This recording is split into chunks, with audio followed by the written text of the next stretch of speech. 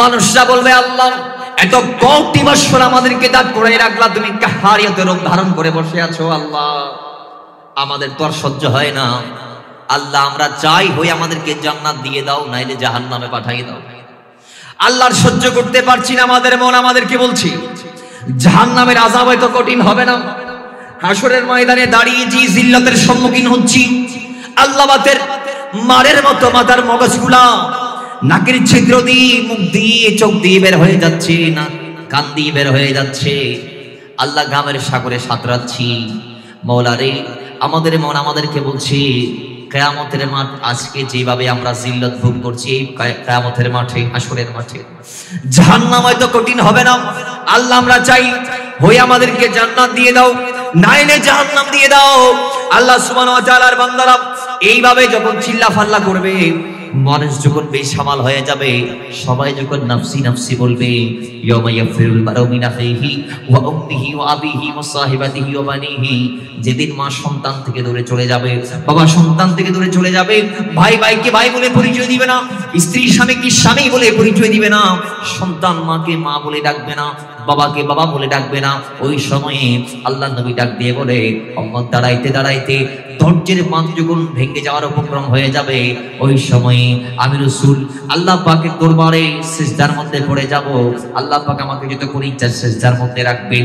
এরপর বলবেন, ইয়া মুহাম্মদ ইরফা রাসাক সালতুতা ইশফাতু শাফাত, ইয়া রাসূলুল্লাহ ও মদিনাওয়ালা, আমার কাছে চান, আমি আপনাকে দিব, শাফাত করুন, কবুল করব, মাথা উঠান, আমার সাথে কথা বলুন। সুবহানাল্লাহ। কোরআন ডাক দিয়ে বলে, আসাম আইয়া বা'আতাকা রাব্বুকা মাকামান মাহমুদা, ইয়া রাসূলুল্লাহ আমি আপনাকে মাকামে মাহমুদ দান করব। বাবারা আমার, মাকামে মাহমুদের ব্যাখ্যায় মুফাসসিরগণ বলেছে, হয় মাকামে মাহমুদ এটা শাফাআত উযমা অথবা শাফাআত কুবরা, যে শাফাআতটা আল্লাহর নবী রাহমাতুল লিল আলামিন সেদিন করবে, যেদিন দুনিয়ার মানুষরা আসরের মাঠে দাঁড়াইতে দাঁড়াইতে হিন্দু বৌদ্ধ মুসলিম খ্রিস্টান সবাই বেসামাল হয়ে যাবে। ওই সেদিন আল্লাহর নবী সিজদা থেকে উঠে মান্দাল্লাযী ইয়াশফাউ ইনদাহু ইল্লা বিইজনিহি, আল্লাহর অনুমতি ক্রমে একটা কথা বলবেন, আল্লাহ আর দেরি করিয়েন না, বিচার কাজটা তাড়াতাড়ি করে দেন। জুড়ে বলেন সুবহানাল্লাহ। কোরআনুল কারীম বলছে, ওয়া তাকাল্লুবাকা ফিস সাজিদিন, আমার নবী আছে সিজদা দিয়ে আমার নবীর পূর্বপুরুষদের হক আদা করে দিয়েছেন। জোরে বলেন সুবহান। সূরা সূরা 219 আয়াত। বাবার আমার, আল্লাহ সুবহানাহু ওয়া তাআলা বলেন, হাবিব আমার, জমিনটা নাপাক, আর আপনি রাসূলকে আমি খাদনা করি, নবীটা ফেলে দিয়ে জান্নাতের পোশাক পরিয়ে জান্নাতের পানি দিয়ে আপনাকে গোসল করি, হাবিব নূর হিসেবে আমিনার রহমের থেকে আমি আপনাকে জমিনে পাঠাচ্ছি। ইয়া রাসূলুল্লাহ, আপনার আপাদ মস্তক পাক আর পাক, সাফ আর সাফ। রাসূল আপনি শুধু পাক নয়, আপনি আজকে যেভাবে সিজদা দিয়েছেন জমিনে, আপনার এই একটা সিজদার সাদকায় গোটা কায়নাতের মাঠগুলোকে আমি আল্লাহ পাক করে দিয়েছি। এই মাটিকে যেভাবে পাক করেছি, সেইভাবে মুমিনদের কলবকেও আপনার নূর দিয়ে পাক করব। জোরে বলেন সুবহান। সিজদা দিয়েছেন আল্লাহ, গোটা কায়নাতের মাটি পাক করে দিয়েছেন। সুবহানাল্লাহ। আজকে আপনি চাইলে এখানে বসে নামাজ পড়তে পারেন, রাস্তায় সিজদা করতে পারেন, পাহাড়ের চূড়ায় সিজদা করতে পারবেন, নদীর ধারে, বিলে, ঝিলে, যেইখানে মন চায় সেখানে যদি নাজাসত না থাকে, সেই জায়গা যেখানে আপনি সিজদা করতে চাচ্ছেন সেই জায়গাটা যদি পবিত্র হয়, কারণ নামাজের আহকাম আরকান যে 13টি ফরজ আছে 6 এবং 7, ওই 13 ফরজের একটি হচ্ছে নামাজের জায়গা পাক। সুবহানাল্লাহ, জুড়ে বলেন। তাহলে সেই জায়গা যদি পাক হয়, জমিনের যে কোনো পাক জায়গায় আল্লাহকে সিজদা করা যাবে। তো কোত্থেকে কয়, আল্লাহর হাবিবের আগমনের পর থেকে এটা হয়েছে। সময় একটাতে এটা ছিল না, কেউ করতে চাইলেও করতে পারতো না, কিন্তু আজকে পারছি নবীর সাদকায়। আল্লাহ বলে, হো মাটি, তোর দামটা শুধু আমি বাড়াই নাই, তোরে এমন দামি বাড়িয়েছি তোরা পবিত্র থেকে পবিত্র বানাইলাম আমার নবীর সাদকায়, আর ওই নবীর সাদকায় তোরে আবার পবিত্র থেকে পবিত্রকারী বানিয়ে দিয়েছি। জোরে বলেন সুবহানাল্লাহ। কেমন? কয় আমরা যখন পানি না পাই তখন এই মাটি দিয়ে আমরা পবিত্রতা সেরে নেই। কথা বলেন ঠিক কিনা? এটা দিয়ে আমরা তায়াম্মুম করি।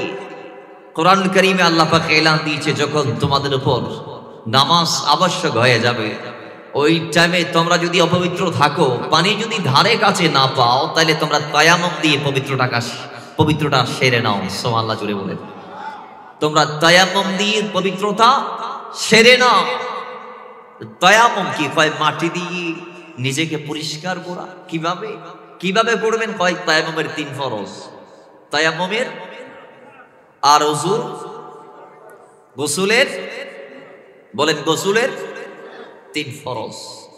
বাবা না, ওযুটা হচ্ছে ইয়া আইয়ুহাল্লাযীনা আমানু ইযা কুনতুম ইলাস সালাহ ফাগসিলু ওজুহাকুম ওয়া আইদিয়াকুম ইলাল মারাফিক ওয়ামসাহু বিরউসিকুম ওয়া আরজুলাকুম ইলাল কাবাইন। চেহারা ধৌত করা, হাত কুনে সহ, মাথা মাসে করা, পা গুড়ালি সহ ধৌত করা। সুবহানাল্লাহ জুড়ে বলেন। এগুলো হচ্ছে ওযুর 4 ফরজ। তায়াম্মুমেরটা 3টা। একটা নিয়ত করা আপনার অন্তরে কিংবা মুখে, এই জিনিসটা আপনাকে বলতে হবে যে আমি তায়াম্মুম করছি পবিত্রতা হাসিলের লক্ষ্যে। সুবহানাল্লাহ জুড়ে বলেন। নিয়ত করার পরে মাটির উপর হাত মেরে একটার সাথে একটা ছেড়ে কিংবা কোনো একটার সাথে একটা লেগে মাটির আর্দ্রতাটা দূর হওয়ার পর যা থাকবে ওই হালকা ধুলো দিয়ে নিজের চেহারা মাসাজ করা। সুবহানাল্লাহ। আবার মাটিতে হাত মেরে হয় হাতের সাথে বা এইভাবে অথবা এইভাবে বেশি ভালিগুলা ছেড়ে এরপর যা থাকবে এগুলা নিয়ে এদিক থেকে এদিকে, এদিক থেকে এদিকে। সুবহানাল্লাহ জুড়ে বলে। বাস তায়াম্মুম হয়ে গিয়েছে, পবিত্রতা সেরে নিয়েছে। তো এখন যদি প্রশ্ন করা হয়, এক সময় যেই মাটির থেকে আমি পবিত্রতা হাসিল করছি এই মাটিটাই নাপাক ছিল, আজকে সেই মাটিটা পবিত্র হয়েছে আবার আমাকে আবার পবিত্র করছে। সুবহানাল্লাহ জুড়ে বলেন। তো এই সব কিভাবে আমরা পেয়েছি? ভাই হাবিবি পাকের সাদকায় আমরা পেয়েছি। একটু জুড়ে বলেন সুবহানাল্লাহ। যে আল্লাহ তার হাবিবের সাদকায় আমাদেরকে এত নেয়ামতের মালিক বানিয়েছেন, আসল সেই নবীর উপর দরুদ পড়ে সবাই জবান ছেড়ে একবার পড়ি সাল্লাল্লাহু আলাল হাবিব সাল্লাল্লাহু তাআলা আলাইহি ওয়া আলিহি ওয়াসাল্লাম। বাবারা আমার, সাথে সাথে আমরা তারিফ করছি তাদের যারা এই জনপদবাসীদের ইসলাম দিয়েছেন, ঈমান দিয়েছেন। পড়েন না সুবহানাল্লাহ। তারা কারা? তারা আল্লাহর ওলি। যারা এসেছেন বলেই চট্টগ্রামটা চট্টগ্রাম হয়েছে, বাংলাদেশটা বাংলাদেশ হয়েছে। যাদের কদম পড়ার কারণে হিন্দু রাজারা এই দেশ ছেড়েছেন এবং মুসলমানরা এই দেশের অলিতে গলিতে স্বাধীনভাবে চলার বলার সুযোগ পাচ্ছেন। কথা বলেন ঠিক কিনা? এমনও একটা সময় ছিল যেই সময়ে একজন মুসলমানকে গরু জবাই করার অপরাধে, এটা আমি অপরাধ বলবো না, গরু জবাই করার কারণে নিজের সন্তানকে বলি দিতে হয়েছে, নিজের সন্তানটাকে কোরবান করতে হয়েছে। নাম ছিল বাবা বুরহানুদ্দিন। সিলেটের টুলটিকোট নামক গ্রামে তার সন্তান শহীদ গুলজার আহমদ রহমতুল্লাহি আলাইহি, তিনার আকিকা উপলক্ষে 7 বছর বয়স চলাকালীন সময় একটি গরু জবাই করার অপরাধে তার সন্তানকে জীবন দিতে হয়েছে। বাবারা আমার, তো যেই শাহজালাল এসে এই লক্ষণ সেন, মোল্লাল সেন, বারবুইয়া, গৌর গোবিন্দদের কবজা থেকে আমাদেরকে মুক্তি দিয়েছেন, রেহাই দিয়েছেন, আজকের মাহফিল থেকে ওই আল্লাহর ওলিদের স্মরণ করছি আমরা। আসুন, আমাকে একটি বিষয় দিয়েছেন, মিলাদুন নবী এবং সিরাতুন নবীর মধ্যকার শব্দদ্বয়ের পার্থক্য। একটু জুড়ে বলেন সুবহানাল্লাহ। আমরা শর্টকাট এই জিনিসটাকে সেরে মিলাদুন নবীর দিকে আগ বাড়াবো। আল্লাহ পাক অত্র এলাকায় নবীর মিলাদ প্রেমিক যারা, তাদেরকে এসে মাহফিলকে রওনক এবং নিজেকে দামি করার তৌফিক দান করুন সবাই করি আমিন। মিলাদুন নবী, নবীজির আগমন। সুবহানাল্লাহ, জুড়ে বলেন, আরো জুড়ে বলেন। মিলাদুন নবী, নবীজির আগমন। যদিও জন্ম আমরা বলবো না, আমরা বলবো আগমন। আল্লাহর হাবিবকে আল্লাহ দুনিয়াতে পাঠিয়েছেন, যদিও প্রত্যেক নবী আর রাসূলদের পরে, কিন্তু বানিয়ে রেখেছেন সৃষ্টির সূচনা লগ্নে। কথা বলেন ঠিক না? বানিয়েছেন সৃষ্টির শুরুতে, পাঠিয়েছেন সমস্ত নবী রাসূলদের পরে। সুবহানাল্লাহ, জুড়ে বলেন। বাবার আমার, এবার আসুন, ওই নবী এখন যদি বলেন বানিয়েছেন কখন, হাদিসে পাকে আসছে ভিন্ন ভিন্ন বর্ণনা। এক হাদিসে আসছে আদম সৃষ্টির 14,000 বছর পূর্বে, আরেক হাদিসে আসছে আদম সৃষ্টির 40,000 বছর পূর্বে। অন্যান্য হাদিসে ভিন্ন ভিন্ন ভাবে আসছে। নবীজি বলছেন আদম সৃষ্টির 14,000, 15,000, 40,000 বছর আগে নয়। কিছু কিছু বর্ণনার মধ্যে আসে আদমকে যখন আল্লাহ বানাই নাই তখন আমি নবী ছিলাম।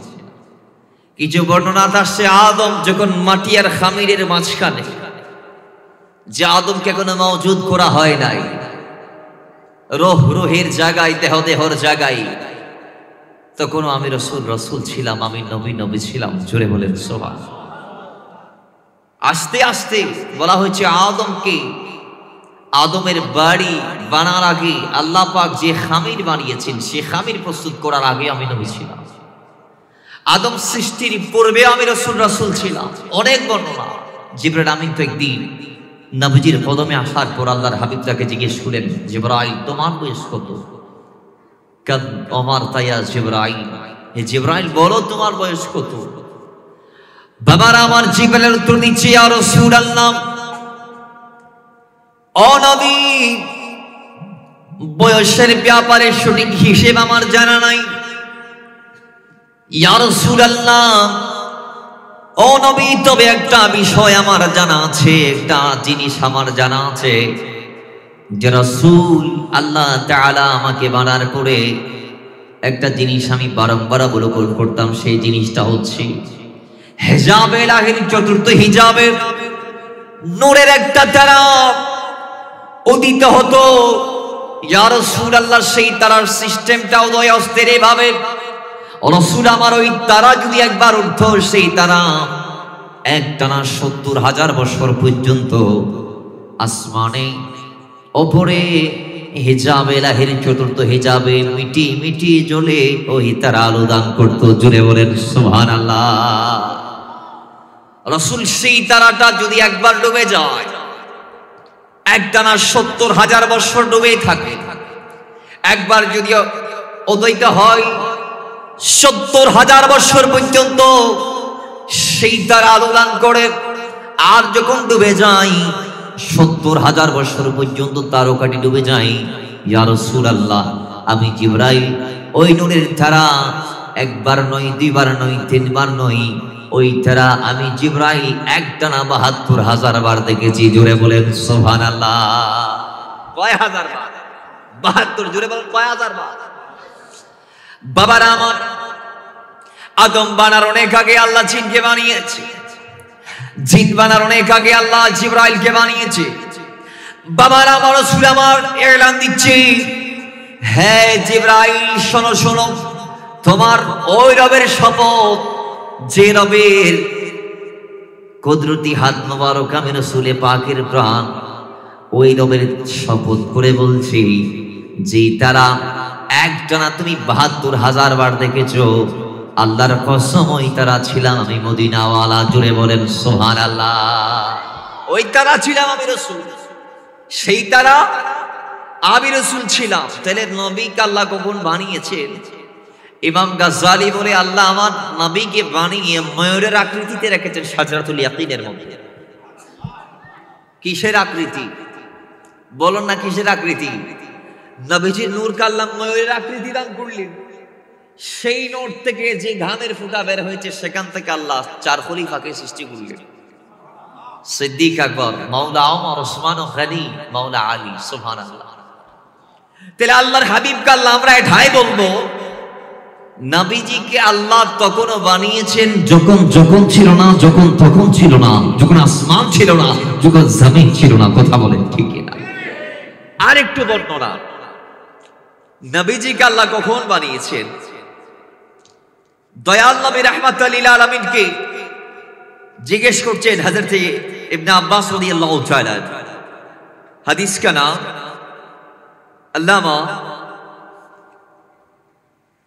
ইমাম ইবনে জাওজি আলাইহি রাহমা আল ওয়াফা বি আহওয়ালিল মুস্তাফার মধ্যে এনেছেন, প্রথম খণ্ডের 28 নং পৃষ্ঠার মধ্যে। বাবার আমার ইবনে আব্বাস রাদিয়াল্লাহু তাআলা বলছেন যে ইয়া রাসূলুল্লাহ, যখন আদম জান্নাতে ছিল তখন আপনি কোথায় ছিলেন? সুবহানাল্লাহ, জোরে বলেন। প্রশ্ন করছেন আল্লাহর হাবিবকে। কে? নবীজির আপন চাচতো ভাই হযরত আব্দুল্লাহ ইবনে আব্বাস রাদিয়াল্লাহু তাআলা। সুবহানাল্লাহ, জোরে বলেন। বাবারা আমার, আল্লাহর হাবিব, এ আব্দুল্লাহ শোনো, আমার ভাই শুনে নাও, যখন আদম জান্নাতে আমি তখন তার পৃষ্ঠে ছিলাম। সুবহানাল্লাহ।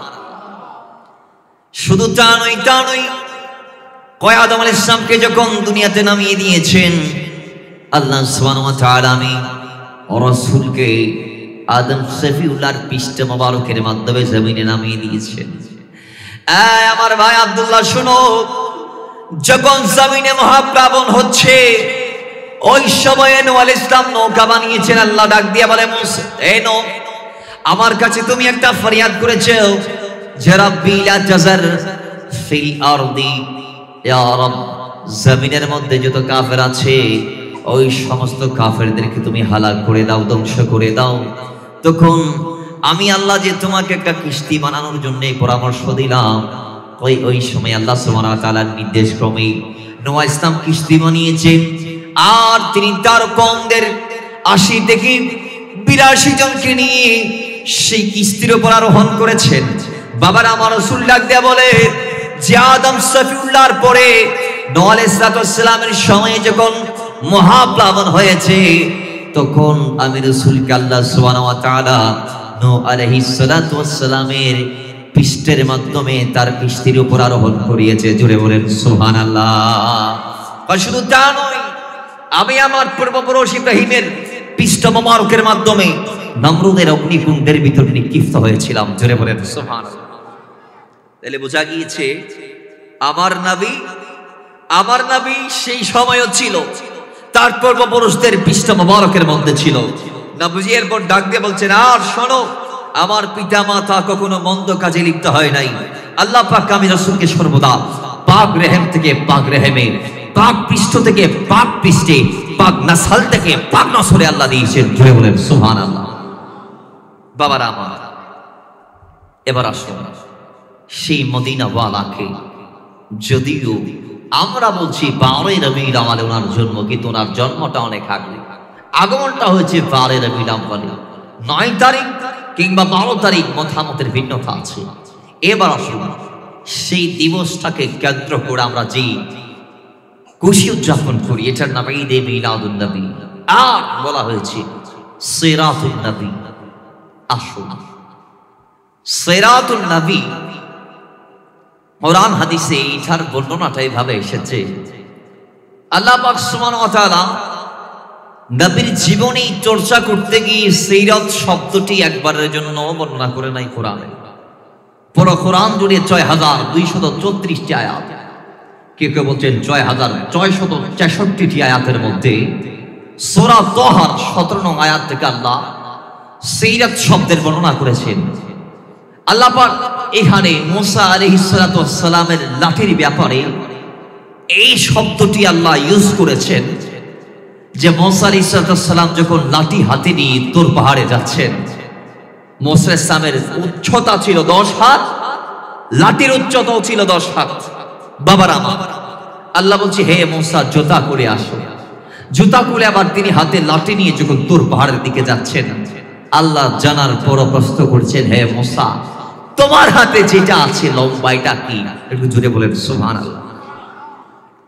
আচ্ছা এই বেজে লাড়িয়েন খোদাই না জানে মাতন নাইবে না জানে আল্লাহ লাড়ি দিয়ে ইবে কি করে এনো খোদা জানে ইবে কি এনো আল্লাহ জানে তারপরও প্রশ্ন করছেন আল্লাহ তারপরও আল্লাহ কি করছেন প্রশ্ন করছেন বাবারা আমার মুসা কালিমুল্লাহ ডাক দিয়ে বলে আল্লাহ এটা হচ্ছে আমার আশা এটা আমার লাঠি এই লাঠি দিয়ে আমি আমার তোমার চরণ ভূমির উপর আমি ভোট দিয়ে হাঁটি আল্লাহ রে এই লাঠি দিয়ে আমি আমার কাজগুলোর সমাধান করি আর যে ছাগলগুলো আমি পালন করছি আমার মুনিবের সেই ছাগলগুলাকে আমি লাঠি দিয়ে পাতা পেরে খাওয়াই জুড়ে বলেন সুবহানাল্লাহ আল্লাহ এই লাঠি দিয়ে আমি গাছ থেকে পাতা পেরে এগুলা ছাগল রে খাওয়াই তাহলে আল্লাহ বলছেন আর এই মোসা লাঠিটা এখন একটু মাটির উপর ছেড়ে দাও তো ছাড়তে দেরি সেটা লম্বা একটা সাপ হয়ে গিয়েছে লম্বা সাপ হতে দেরি মুসা ইসলাম বিচলিত হন নাই আল্লাহ বলে মুসা আপনি ভয় পাবেন না আপনি সেটাকে হাত দিয়ে ধরলে সেটা পুনরায় আসা লাঠি হয়ে যাবে একটু দূরে বলেন সুবহান আপনি ধরলে সেটা পুনরায় আগের চরিত্রে ফিরে আসবে আল্লাহ পাক এখানে আসার ব্যাপারে মুসা আলাইহিস সালামের লাঠির ব্যাপারে আল্লাহ পাক এই সিরাত শব্দটি ব্যবহার করেছেন আল্লাহ বলছেন এটা যদি আপনি হাত দিয়ে ধরেন সেটা আগের চরিত্রে ফিরে আসবে আগের রূপে ফিরে আসবে এখানে আল্লাহ মুসার লাঠিকে সিরাত বলেছেন সুবহানাল্লাহ জুড়ে বলেন আর নবীর জীবন সম্পর্কে আল্লাহ কি বলেছেন কোন জায়গায় আল্লাহ সিরাত বলে নাই আল্লাহ বলেছেন ওয়া ইন্নাকা আলা খুলুকিন আযীম আল্লাহ নবীর চরিত্রের ব্যাপারে বলেছেন খুলুক আযীম আল্লাহ নবীর চরিত্রের ব্যাপারে নবীর জীবনের ব্যাপারে আমাদেরকে ইলহাম দিয়েছেন লাকাদ কানা লাকুম ফি রাসূলিল্লাহি উসওয়াতুন হাসানাহ আল্লাহ আল্লাহর হাবিবের ব্যাপারে ইলহাম দিয়েছে আমি তোমাদের জন্য উত্তম জীবনী উত্তম আদর্শ উত্তম নমুনা উত্তম আইডিওলজি উত্তম মডেল রেখেছি আমার নবীর 63 বছর জিন্দেগির ভেতরে জুড়ে বলেন সুবহানাল্লাহ তাহলে আল্লাহ বলেছেন ওয়াসওয়াতুন নবীর কথা আল্লাহ বলেছেন ওয়াসওয়াতুন নবীর কথা সিরাতুন নবীর কথা বলে নাই আল্লাহ বলেছেন আমার নবীর খুলকে আযীমের কথা ওয়াসওয়ায়ে হাসানার কথা আর কোরআনে সিরাত শব্দটি ব্যবহার হয়েছে মুসা আলাইহিস সালামের লাঠির ব্যাপারে আসুন হাদিস থেকে আমরা একটু ইশারা নেই হাদিসে পাকের মধ্যে ইতিহাসিক তার যে কিতাবগুলো আছে সেখানে আসছে যে কিতাবুল মাগাজি যেটা আছে কিতাবুল মাগাজি এটা হচ্ছে কিতাবুস সিয়ার সিয়ার শব্দ কি কই সিয়ার শব্দটি সিরাতের বহুবচন একটু জোরে বলেন সুবহানাল্লাহ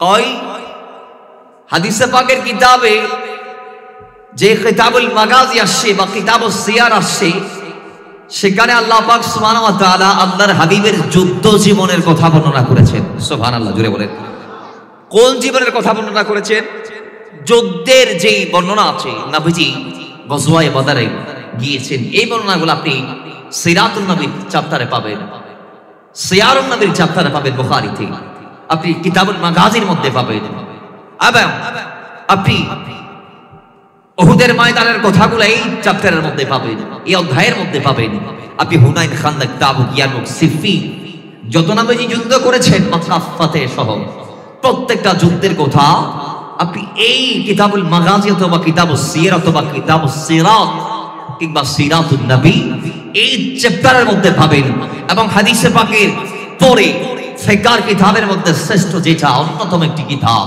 সেটার নাম হচ্ছে হিদায়াত যেটা ফাজিল সেকেন্ড ইয়ার থেকে পড়ানো হয় এবং এই কিতাবটার যথেষ্ট মর্যাদা দারাজাত রয়েছে কওমি অঙ্গনে বলেন আমাদের আলী অঙ্গনে বলেন প্রত্যেকটা কামিল মাদ্রাসায় যে কিতাবটি না পড়ালে বান্দা আলেম হবে না ওইটার নাম হচ্ছে হিদায়াত সেই হিদায়ার মধ্যে এসেছে সিরাতুন নবী মানে ওইটা যেটা রাসূল পাকের যুদ্ধ জীবনের সাথে সম্পৃক্ত জোরে বলেন সুবহানাল্লাহ সেখানে কিতাবুস সিয়ারের কথা আসছে কিতাবুস সিয়ার একটা সিরাত থেকে সিরাতের বহুবচন হচ্ছে সিয়ার তো সিরাতুন নবী মানে নবীর চরিত্রের কথা নয় সিরাতুন নবী হাদিসে পাকের কিতাব এবং ফিকহ কিতাবের মধ্যে আসছে সিরাতুন নবী মানি নবীর যুদ্ধ, নবীর জীবনীতে যুদ্ধ বিষয়ে যে অধ্যায়টা রয়েছে সেটা নবীজি যত গাজওয়া করেছেন, যত সারিয়া করেছেন, এই সমস্ত ঘটনাগুলো সিরাতুন নবীর অন্তর্ভুক্ত। একটু জোরে বলেন সুবহানাল্লাহ।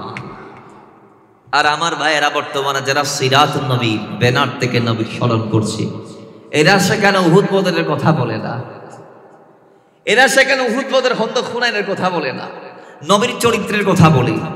তা আমি বলবো তাহলে তো আপনাকে মিলাদুন নবী দিয়ে শুরু করতে হবে, কারণ চরিত্র কাকে বলে, ইনসাফ কাকে বলে, মানবতা কাকে বলে, সহানুভূতিতা আর সহানুভূতি কাকে বলে, সহমর্মিতা কাকে বলে, মহানুভবতা কাকে বলে, আদর্শ কাকে বলে, ন্যায় কাকে বলে, সাম্য মৈত্রী বন্ধন বিদ্যতা মোহাম্মদ বাতিত্ব কাকে বলে, ইনসাফ কাকে বলে, হয় মিলাদুন নবীর মাধ্যমে আল্লাহর হাবিব সব ফয়সালা করে দিয়েছেন। জোরে বলেন সুবহানাল্লাহ। কিভাবে? হয় আল্লাহর হাবিব মিলাদুন নবীর পড়ে, ছোট্ট নবী হালিমাতুস সাদিয়া অনেকদিন পরে তাকে এসে নিলেন নিজের বুকের দুধ খাওয়ানোর জন্য।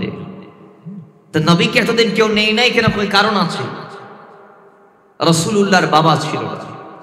তারবের জমিনে যে সন্তানদের বাবা নাই, তাদের মূল্যায়ন নাই, তাদের কদর নাই, তাদেরকে ইয়েতিম বলে। তাদেরকে কি বলা হয়? ইয়েতিম। বাবার আমার রাহমাতুল লিল আলামিনের আব্বাজান খাজা আব্দুল্লাহ রাদিয়াল্লাহু তাআলা রাসূলুল্লাহর আগমনের আগে জমিন থেকে বিদায় নিয়েছেন। কেউ বলেছেন 3 মাস আগে, আর কেউ বলেছেন 6 মাস আগে, আবার কেউ কেউ বলেছেন আল্লাহর নবীর নূর মুবারক খাজা আব্দুল্লাহর পিঠ থেকে মায়ের রেহেমে যাওয়ার 3 মাস পরে তার নূরানি আব্বাজান জমিন থেকে বিদায় নিয়েছেন। পরে ইন্না লিল্লাহ। বাবার আমার, এবার আসুন ওই রাসূলুল্লাহ দুনিয়াতে আগমনের আগেও আল্লাহ পাক হাদিসে পাকের মধ্যে আমরা জানতে পেরেছি যতদূর রাসূলুল্লাহর আওয়াজের আগে ফেরেশতারা ডাক দিয়ে বলে, আল্লাহ তোমার নবী তো ইতিম হয়ে যাবে, কে তাকে রক্ষণাবেক্ষণ করবে, কে তার দেখভাল করবে, দেখাশোনা করবে কে, তাকে আদর করবে কে, তার হেফাজত করবে কে? আবার আল্লাহ ডাক দিয়ে বলে, এই ফেরেশতারা শুনে নাও, শুনে নাও, আল্লাহর হাবিবকে হেফাজতের জন্য কারো দরকার নাই, আমি আল্লাহ নিজে আমার নবীর হেফাজতকারী। জুড়ে বলেন সুবহানাল্লাহ। বাবার আমার ওই মদিনাওয়ালা রাহমাতুল লিল আলামিন পিতৃহীন অবস্থায় দুনিয়াতে আসলেন। এজন্য আরবের জমিনের কোন মাম আল্লাহর নবী রাহমাতুল লিল আলামিনকে দুধ খাওয়ানোর জন্য রাজি হয় নাই। সর্বশেষ মা হালিমাতুস সাদিয়া আরবের জমিনে তিনি কোন সন্তানকে না পেয়ে সর্বশেষ খবর নিয়ে জানতে পারলেন আব্দুল মুত্তালিবের ঘরে আব্দুল্লাহর নসরী আমেনার রেহেম হয়ে একজন বাচ্চা দুনিয়াতে আগমন করেছেন। জোরে বলেন। ওই বাচ্চাটা এখনো আছে। সেই বাচ্চাকে দত্তক নেওয়ার জন্য হালিমাতুস সাদিয়া আসার আগে গরীব ছিলেন। দত্তক নিয়ে আমার নবীকে যখন তার ঘরের মধ্যে নিয়ে গেলেন, রাহমাতুল লিল আলামিনকে নিয়ে যাওয়ার সঙ্গে সঙ্গে আল্লাহর নবীকে তার ঘরে নেওয়ার সঙ্গে সঙ্গে তার সব গুনাহ দুগুণা ছগুণা দিন দিন বাড়তে লাগছে, বাড়তে লাগছে, বাড়তে লাগছে। আরে এক পর্যায়ে রাসূলকে আনার পরে এক সময় যে হালিমাতুস সাদিয়ার ঘরটা ছিল ভাঙ্গা, সেই হালিমাতুস সাদিয়ার ঘরটা আল্লাহ পাক মুক্ত করে দিয়েছে, নিয়ামত দিয়ে ভরপুর করে দিয়েছে। তার পারিবারিক জীবন, সাংসারিক জীবন। সুবহানাল্লাহ জুড়ে বলেন। নবী যেখানে নিয়ামত আসে সেখানে বলেন, রাসূল যেখানে নিয়ামত আছে, জোরে বলেন, রাসূল যেখানে নিয়ামত আছে সেই কাজে। নবীজি বলেছেন, আমি রহমত হয়ে দুনিয়াতে এসেছি, আর ওই রহমত তারা পাবে যারা আমার দ্বারস্থ হবে, আমার ইতাআত যারা করবে, নবীমুখী যারা হবে, রহমতের বাগিদার তারাই বনবে। আর নবীকে যারা পিঠ দেখাবে, অথবা লা তুকাদ্দিমু বাইনা ইয়াদাইল্লাহি ওয়া রাসূলি, আল্লাহ আর রাসূলকে পৃষ্ঠ দেখিয়ে যারা আগে চলে যাবে, কিংবা নবীর পদাঙ্ক যারা অনুসরণ করবে না, জিল্লতের ঘণ্টা আল্লাহ তাদের গলার মধ্যে পরাবে। কথা বলেন ঠিক কিনা? যার দর উতবা, সায়বা, লাহাব, জাহাল। কথা বলেন ঠিক কিনা? আর নবীকে যারা সম্মান করেছে, তাজিম করেছে, ভক্তি প্রদর্শন করেছে, আল্লাহ নবীর কদমে যারা নিজের জানমাল ঝুঁকিয়ে দিয়েছে, নিজেকে স্বর্গ করেছে, নিজের সন্তানকে স্বর্গ করেছে, ওই তারা দামি হতে হতে এমন হয়েছে যে দুনিয়া থেকে যাওয়ার আগে জান্নাতের সুসংবাদের কথা চলে আসছে। তাহলে দাম কম না বেশি? হালিমাতুস সাদিয়ার ঘরে নবী গেলেন, তিনি নবীর দ্বারস্থ হলেন, নবীকে সম্মান করে নিয়ে গেলেন। দাম কমবে না বাড়বে? কেমন বেড়েছে? কয় আল্লাহ টাকা গরিব থেকে ধনী বানিয়ে দিয়েছেন। আরো জোরে বলেন। কেমন ইনসাফ আল্লাহ নবী করতেন। ছোট্ট অবস্থায় তার একজন ভাই ছিল আব্দুল্লাহ। সেই আব্দুল্লাহ যে দুধ থেকে মুখ দিয়ে খাইতেন আল্লাহর নবী রাহমাতুল লিল আলামিন, তার ভাইয়ের সেই দুধ থেকে খাই নাই। মা হালিমাতুস সাদিয়া বলে, আমি অনেক সময় মুহাম্মদ সাল্লাল্লাহু আলাইহি ওয়াসাল্লামকে আর অপর যে দুধটা আছে, যে দুধ থেকে আমি তার নিয়মিত খাওয়াইতাম না, ওই দুধটা দিতাম যেটা আমি আমার আরেক সন্তানদের খাওয়াইতাম। কয় মুহাম্মদ সাল্লাল্লাহু আলাইহি ওয়াসাল্লাম কোনদিন সেই দুধের মধ্যে মুখ দি, সেই দুধের মধ্যে মুখ দি এক ফুটাও পান করে নাই। কারণ কয় আমার সন্তান ছোট্ট অবস্থায় ইনসাফ কাকে বলে সেটাই জানতো। জুড়ে বলেন সুবহানাল্লাহ। কারণ নবী জানে এটা তার আরেক ভাইয়ের হক, সেটা খাইতে পারে না। জুড়ে বলুন খাইতে পারে না। তো এই ওয়াকিয়াগুলো আপনি সিরাতুন নবীর মধ্যে পাবেন না, এগুলা পাবেন মিলাদুন নবীর মধ্যে। আল্লাহ বলছে দুনিয়ার মানুষ তোমাদেরকে আমি কত নিয়ামত দিলাম গণনা করো। আল্লাহ বলছেন ওয়া ইন তাউদ্দু নি'মাতাল্লাহ, বান্দা তুমি গুনতে পারবা। 13 পারা 18 পৃষ্ঠা সূরা ইব্রাহিমের 34 আয়াত আল্লাহ বলছেন তুমি চাইলে গুনতে পারো। ওয়া ইন তাউদ্দু নি'মাতাল্লাহ, গুনতে গুনতে গুনতে গুনতে তোমার হায়াত শেষ হয়ে যাবে। লা তুহসুহা, আমি আল্লাহর নিয়ামত গণনা করে তুমি শেষ করতে পারবে না, কিংবা নিয়ামতের গণনা শেষ করতে পারবে না। জুড়ে বলেন সুবহানাল্লাহ। তাইলে বলুন নিয়ামত গণে শেষ করা যাবে? বলেন বলেন বলেন শেষ করা যাবে? এই আয়াতের ব্যাখ্যায় হযরত সাহাল বিন সাদ তুস্তুরি আলাইহির রাহমা তিনি লিখেছেন যে নিয়ামত গণনা করা যায় না, সেই নিয়ামত দ্বারা আমার মদিনাওয়ালা উদ্দেশ্য। যেই নিয়ামত গণনা করে শেষ করা যায় না, সেই নিয়ামত আমার মদিনাওয়ালা। বিশেষত কয়েকটারই আলোচনা, যেমন ঈদে মিলাদুন নবী। একটু জোরে বলেন না সুবহানাল্লাহ। আরো জোরে বলেন না সুবহানাল্লাহ। যেই নিয়ামতের বর্ণনা করে শেষ করা যাবে না, হযরত সাহাল বিন সাদ তুস্তুরি আলাইহির রাহমা বলছেন ওই নিয়ামত দ্বারা উদ্দেশ্য হচ্ছে হুজুর নূর সাল্লাল্লাহু আলাইহি ওয়াসাল্লাম। কারণ ওই দালাইলুল খায়রাতের মধ্যে বলা হয়েছে নি'মাতাল্লাহ, এটা হচ্ছে দয়াল নবীর একটি নাম বিশেষ। জোরে বলেন সুবহানাল্লাহ।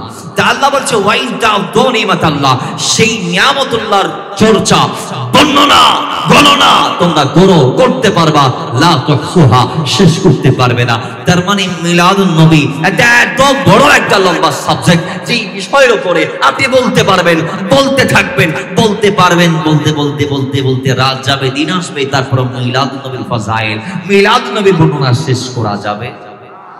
জোরা বলুন শেষ করা যাবে? তবে এবার বলবেন তাইলে আমরা সিরাতুন নবীর বিরুদ্ধে? না, নাউযুবিল্লাহি মিন যালিক, এটা বলা যাবে না। ইসলামে এটা বলার সুযোগ নাই। কারণ মিলাদুন নবী যার, সিরাতুন নবীও। বলুন মিলাদুন নবী যার, সিরাতুন নবীও তার। কিন্তু আমার ভাইরা বুঝছেন না, সিরাতুন নবী হচ্ছে নবীর যুদ্ধকালীন যে ওয়াকিয়া, সেগুলো যুদ্ধের যেই নীতি সিস্টেম, যুদ্ধ, গাজওয়া, সারিয়া ইত্যাদি ইত্যাদি, নবীজি সেখানে গিয়ে যা যা করেছেন, এই সবগুলা সিরাতুন নবীর অন্তর্ভুক্ত। এখন বলবেন মিলাদুন নবী তো মাত্র রাসূলুল্লাহর আগমন হয়েছে, মিলাদুন নবীর মাধ্যমে নবীজির আগমন হয়েছে। আমি বলবো মিলাদুন নবীর মাধ্যমে নবীর আগমন হয় নাই। মিলাদুন নবীর মাধ্যমে আল্লাহ আমাদেরকে দুনিয়ার সব নিয়ামত দিয়ে দিয়েছেন। জুড়ে বলেন সুবহানাল্লাহ।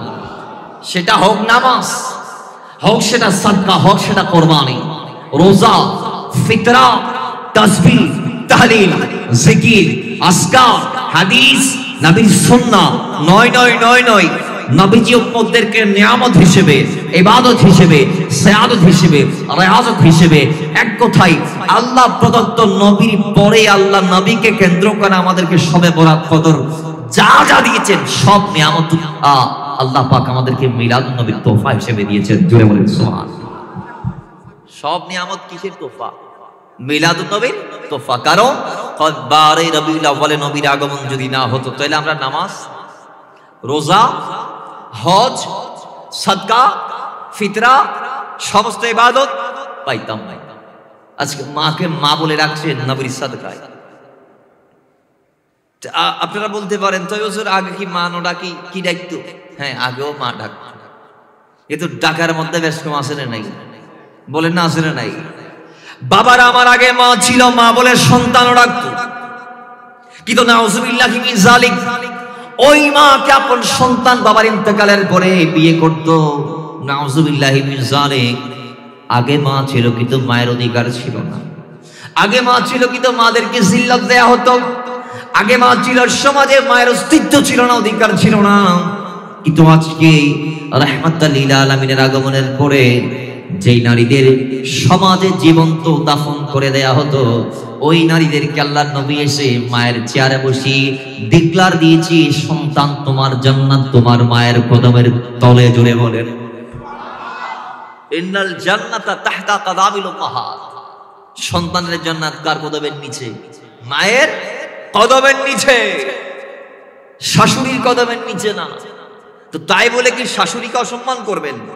নাউজুবিল্লাহ, এটা হতে পারে না। একটা জিনিস মাথায় রাখবেন, আপনি আপনার শ্বশুর শাশুড়িকে সম্মান করবেন যাতে আপনার স্ত্রী আপনার মা বাবার সম্মানটা দিতে পারে। আর বউদেরকে বলবো, ভাবিদেরকে বলবো, স্ত্রীদেরকে বলবো, নারীদেরকে বলবো, মাদেরকে বলবো, আপনারা আপনাদের শাশুড়ি মাদেরকে সম্মান দিবেন যাতে আপনাদের মা বাবার আপনাদের জামাইয়ের মাধ্যমে সম্মানটা পায়। কথা বলেন ঠিক কিনা? আজ শ্বশুর শাশুড়ি যারা আছেন, মিলাদুন নবীর এগুলো এক একটা শিক্ষা। এই বন্ডিং, এই হৃদ্যতা, এই ভ্রাতৃত্ব, এই মহব্বত গুলো এক সময় ছিল না, মিলাদুন নবীর পরে হয়েছে। এক সময় এই সিস্টেম হৃদ্যতা গুলা ছিল না, এগুলা মিলাদুন নবীর পরে রাসূল সিস্টেম গুলা করে দিয়েছেন। শাশুড়ি যারা আছেন, নিজের বৌমাকে মনে করবেন এটা আমার মেয়ে, তো নিজের মেয়ে যেভাবে একটা ভুল করলে তাকে মাফ করে দিয়েছেন, সেইভাবে নিজের মেয়ে মনে করে বৌমাও যদি ভুল করে মাফ করবেন। একটু জোরে বলেন না সুবহানাল্লাহ। যদি আমাদের শাশুড়িগুলা বউদেরকে নিজের কন্যার চোখে দেখে, আর বউরা যদি নিজের শাশুড়ি মাকে নিজের মায়ের চোখে দেখে, তাইলে কোনোদিন ফিতনা হওয়ার সম্ভাবনা, জোরে বলুন সম্ভাবনা। কিন্তু আজকে আমাদের বউরা শাশুড়িদেরকে দুশমন মনে করে, আর ওর খামিতে কদমে কদমে আর ভুল ধরুন তখন ঠিক নেবে। ঠিক মাথায় রাখবেন, যিনি ভুল ধরিয়ে দেই তিনি আপনার পর নয়, আপনার আপন। দুনিয়াতে এই ধরনের ব্যক্তির খুবই অভাব, কিন্তু সমালোচনা করার মতো ব্যক্তির অভাব। যে ব্যক্তি আপনার ভুলগুলা দেখে আপনার পশ্চাতে নিন্দা করবে, তার চেয়ে আপনার কাছে ওই ব্যক্তি উত্তম যিনি আপনার ভুল দেখার সঙ্গে সঙ্গে আপনাকে শুধরে দেই। কথা বলেন ঠিক কিনা? আর ভুল যিনি ধরিয়ে দিয়েছেন তাকে দুশমন ভাববেন না। আর ভুল ধরিয়ে যারা দিবেন তারাও মুহাব্বতের দৃষ্টি দিয়ে ভুল ধরিয়ে দিবেন। কথা বলেন ঠিক কিনা? উপদেশ দেওয়ার একটা নির্দিষ্ট ভাষা আছে না নাই? ভাষাটা যদি জেলখানার টর্চার সেলের মতো হয়ে যায়, অথবা আমাদের এখানে কি একটা ছিল গুম করি রাখতো, সে কি গর, জুড়ে বলুন কি গর, আরাম একখান আনোয়ারে নাই, কি বুঝি তারা আয়নাগর নাম দিয়ে আইনো বুঝি, এবার নাম দিয়ে দেবো আয়নাগর। এবার বহুত ভিডিও সারা আমার একখান আনো দে বাজি।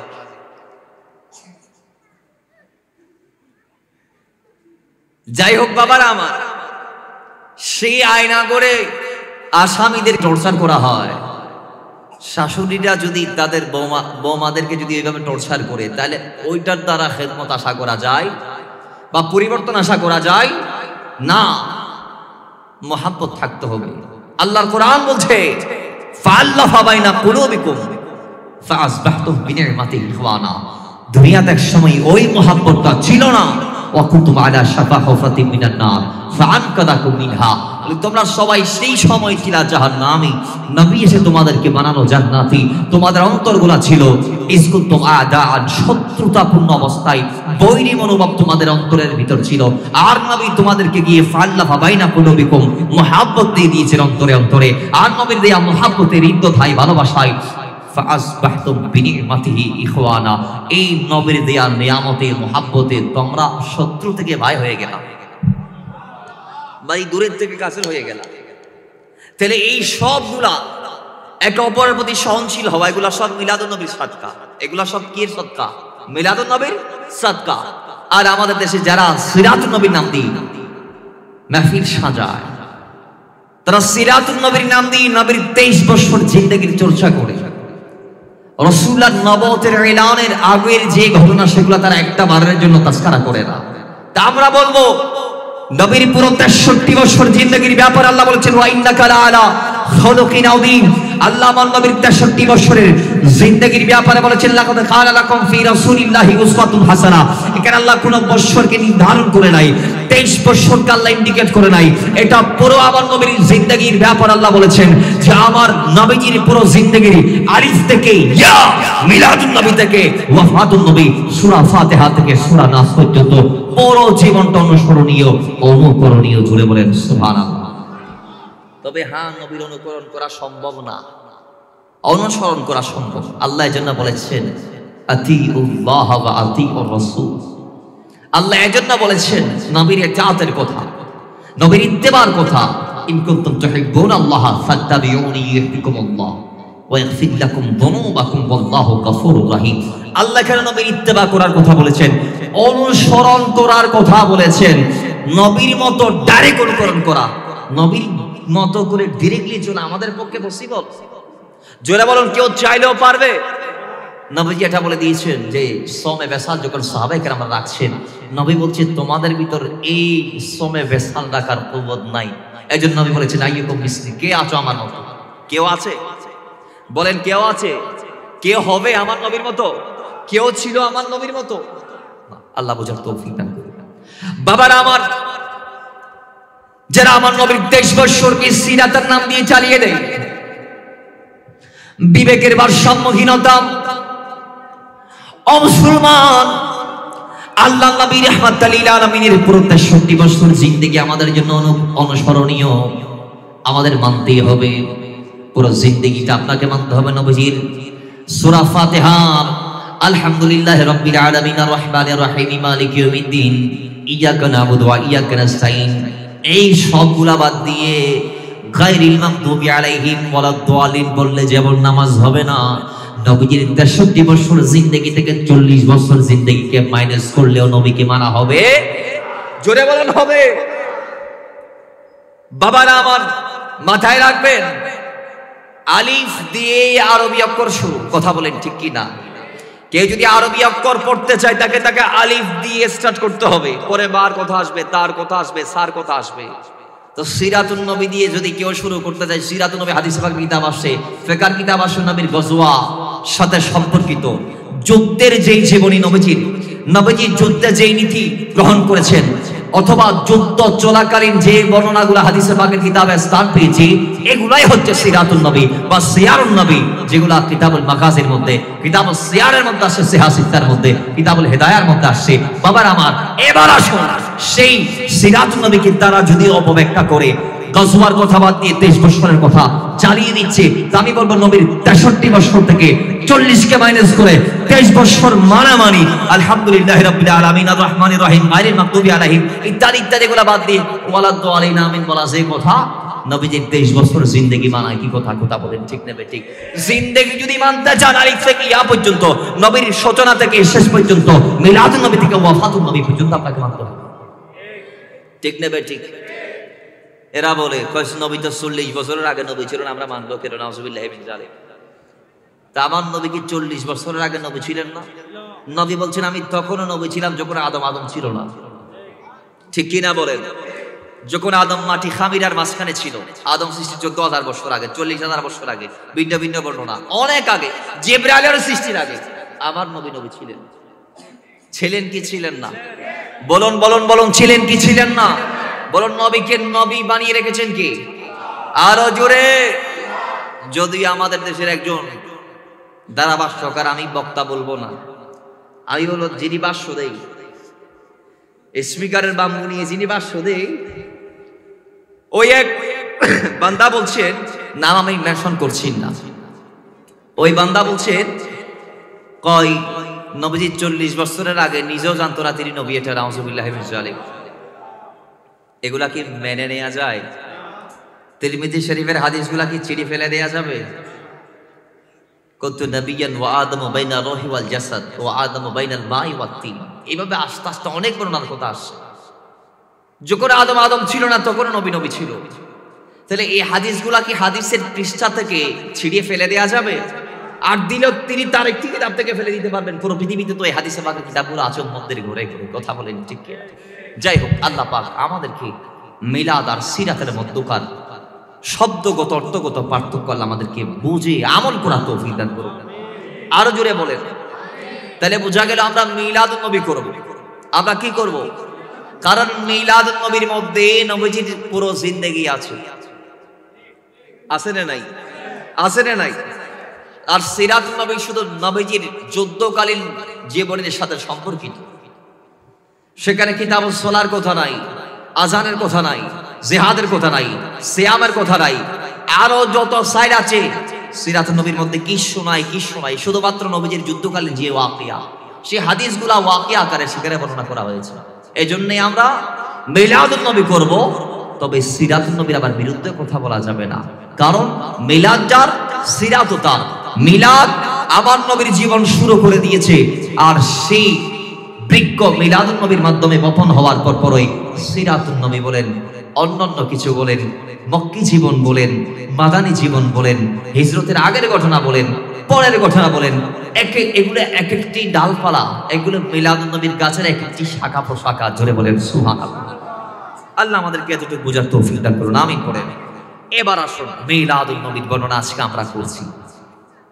আমাদের সমাজের কিছু ভাই আছে ভাই আমরা এগুলা করব না, কারণ ভাই আল্লাহ আমাদেরকে করতে বলে নাই। মিলাদুন নবীর বর্ণনা দরকার নাই, পারলে বিরোধিতা করছে। আবার আমাদেরকে অনেকে প্রশ্ন করছে, 500 বছর আগে তো মিলাদুন নবী ছিল না।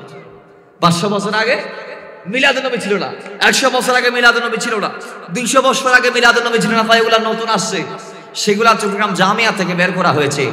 এই কথাগুলা যারা বলছে এদেরকে আমরা উত্তর দিব, ভাই মিলাদুন নবী যদিও বা আপনাদের ধারণা মোতাবেক 500 বছর আগে, 100 বছর আগে ছিল না, আপনারা ভুলে গিয়েছেন। আমি বলবো মিলাদুন নবী 500 বছর আগে, 1000 বছর আগে ছিল, কিন্তু মিলাদুন নবীর বিরোধিতাকারী ছিল না। মিলাদুন নবী ছিল, মিলাদুন নবীর বিরোধিতাকারী ছিল না, সবাই মিলাদুন নবীর পক্ষে ছিল। বিদায় ওইটার ব্যাপারে আর আলাদা করে কলম ধরতে হয় নাই। কিন্তু হ্যাঁ, যখন বিরোধিতা শুরু হয়েছে তখন কলম ধরা শুরু হয়েছে। তো কখন বিরোধিতা শুরু হয়েছে? ভাই মাত্র আজ থেকে 500 বছর আগে। সুবহানাল্লাহ। কিভাবে? ওই তাজউদ্দিন ফাকিহানি মালিকি সর্বপ্রথম হিজরির 9ম শতাব্দীতে, হিজরির 9ম শতকে উনি ফতোয়া দিয়েছেন মিলাদুন নবী এটা নিকৃষ্ট বিদআত, নাউজুবিল্লাহ। তার মানে ওটা বিদআতে সাইয়্যিয়া, ওটা বিদআতে বাবারা আমার। ইন্নাল্লাহ ইয়াবাসু লিহাযিহিল উম্মতি আলা রাসি কুল্লি মিয়াতি সানাতিন মান ইউজাদ্দিদু লাহা দীনাহা।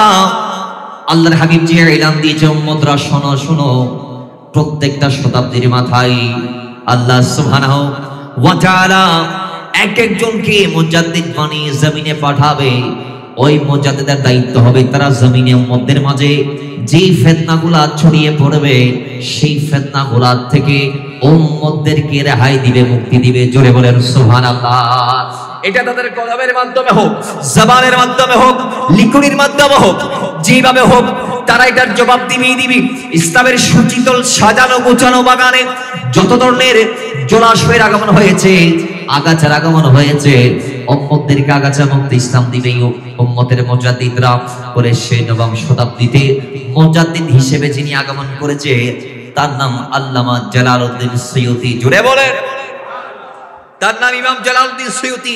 কই এই তাজউদ্দিন ফাকিহানি মালিকি যখন মিলাদুন নবীকে স্পষ্ট বিদআত প্রমাণ করে ফতোয়া দিল, সঙ্গে সঙ্গে সেই সময়ে 9ম শতাব্দীর যিনি মুজাদ্দিদ জালালউদ্দিন সুয়ুতি, যিনি এত বড় কিতাব আমাদেরকে লিখে দিয়েছেন যেটার নাম তাফসীরে জালালাইন।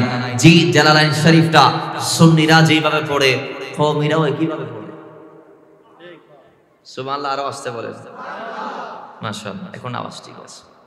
কই ওই জালালউদ্দিন সুয়ুতি তিনি আলাদা কিতাব লিখেছেন মিলাদুন নবীর ব্যাপারে, এবং তিনি প্রমাণ দিয়েছে যে তোমরা যে বলছো মিলাদুন নবী এটা নিকৃষ্ট বিদআত, হয় এটা নিকৃষ্ট বিদআত নয়। তিনি কিতাব লিখেছেন আসল মাকসাদ ফি আমালিল মাওলাদ। এই কিতাবের মধ্যে এই অধ্যায়ের মধ্যে তিনি নোট করে দিয়েছেন আল হাবিরিল ফতোয়ার একটা নির্দিষ্ট অধ্যায় ওয়াসুল মাকসাদ ফি আমারিল মাওলাদ। এই নির্দিষ্ট অধ্যায়ের মধ্যে তিনি প্রমাণ দিয়েছেন হাদিস পাক দ্বারা যে তাজউদ্দিন ফাকিহানি মালিকি তুমি যে মিলাদুন নবীকে বিদআত বলছো, নিকৃষ্ট কাজ বলছো, এটা নিকৃষ্ট কাজ নয়, এটা উৎকৃষ্ট কাজ। এটার পক্ষে তিনি দলিল দিয়ে সাবিত করেছে যে এটা হালাল, এটা বৈধ, যুগে যুগে ছিল, এটা নতুন কিছু নয়। জোরে বলেন সুবহানাল্লাহ। কলম ধরেছেন শারহে বুখারী আল্লামা ইবনে হাজার আসকালানী আলাইহি রাহমাহ। ইবনে হাজার আসকালানী কে? যিনি ফতহুল বারী লিখেছেন। বুখারী শরীফের জগৎ বিখ্যাত যেটা শরাহ আছে, সেই শরাহের নাম হচ্ছে এই আল্লামা ইবনে হাজার আসকালানীর লিখিত বাবার আমার। এবার আসে যারা বিরুদ্ধে বলছে, নিকৃষ্ট কাজ বলছে, বিদআত বলছে, দুনিয়ার এই ধরনের সমস্ত মৌলবীদেরকে যদি সুফারগুলো দিয়ে দিয়ে যদি এক পাল্লায় রাখা হয়, আর পক্ষান্তর ইবনে হাজার আসকালানীর একটা জুতা যদি আরেক পাল্লায় রাখেন, আল্লাহর কসম ইবনে হাজারের জুতার সমান হবে না এরা। কথা বলেন ঠিক কি না? কারণ যারা ইলম সিনার মধ্যে নিয়ে নবী চিনতে পারে না, এগুলা শয়তানের ইলম, এগুলা সিদ্দিক আকবরের ইলম না। এগুলা কার ইলম? এগুলা আবু জাহালের ইলম।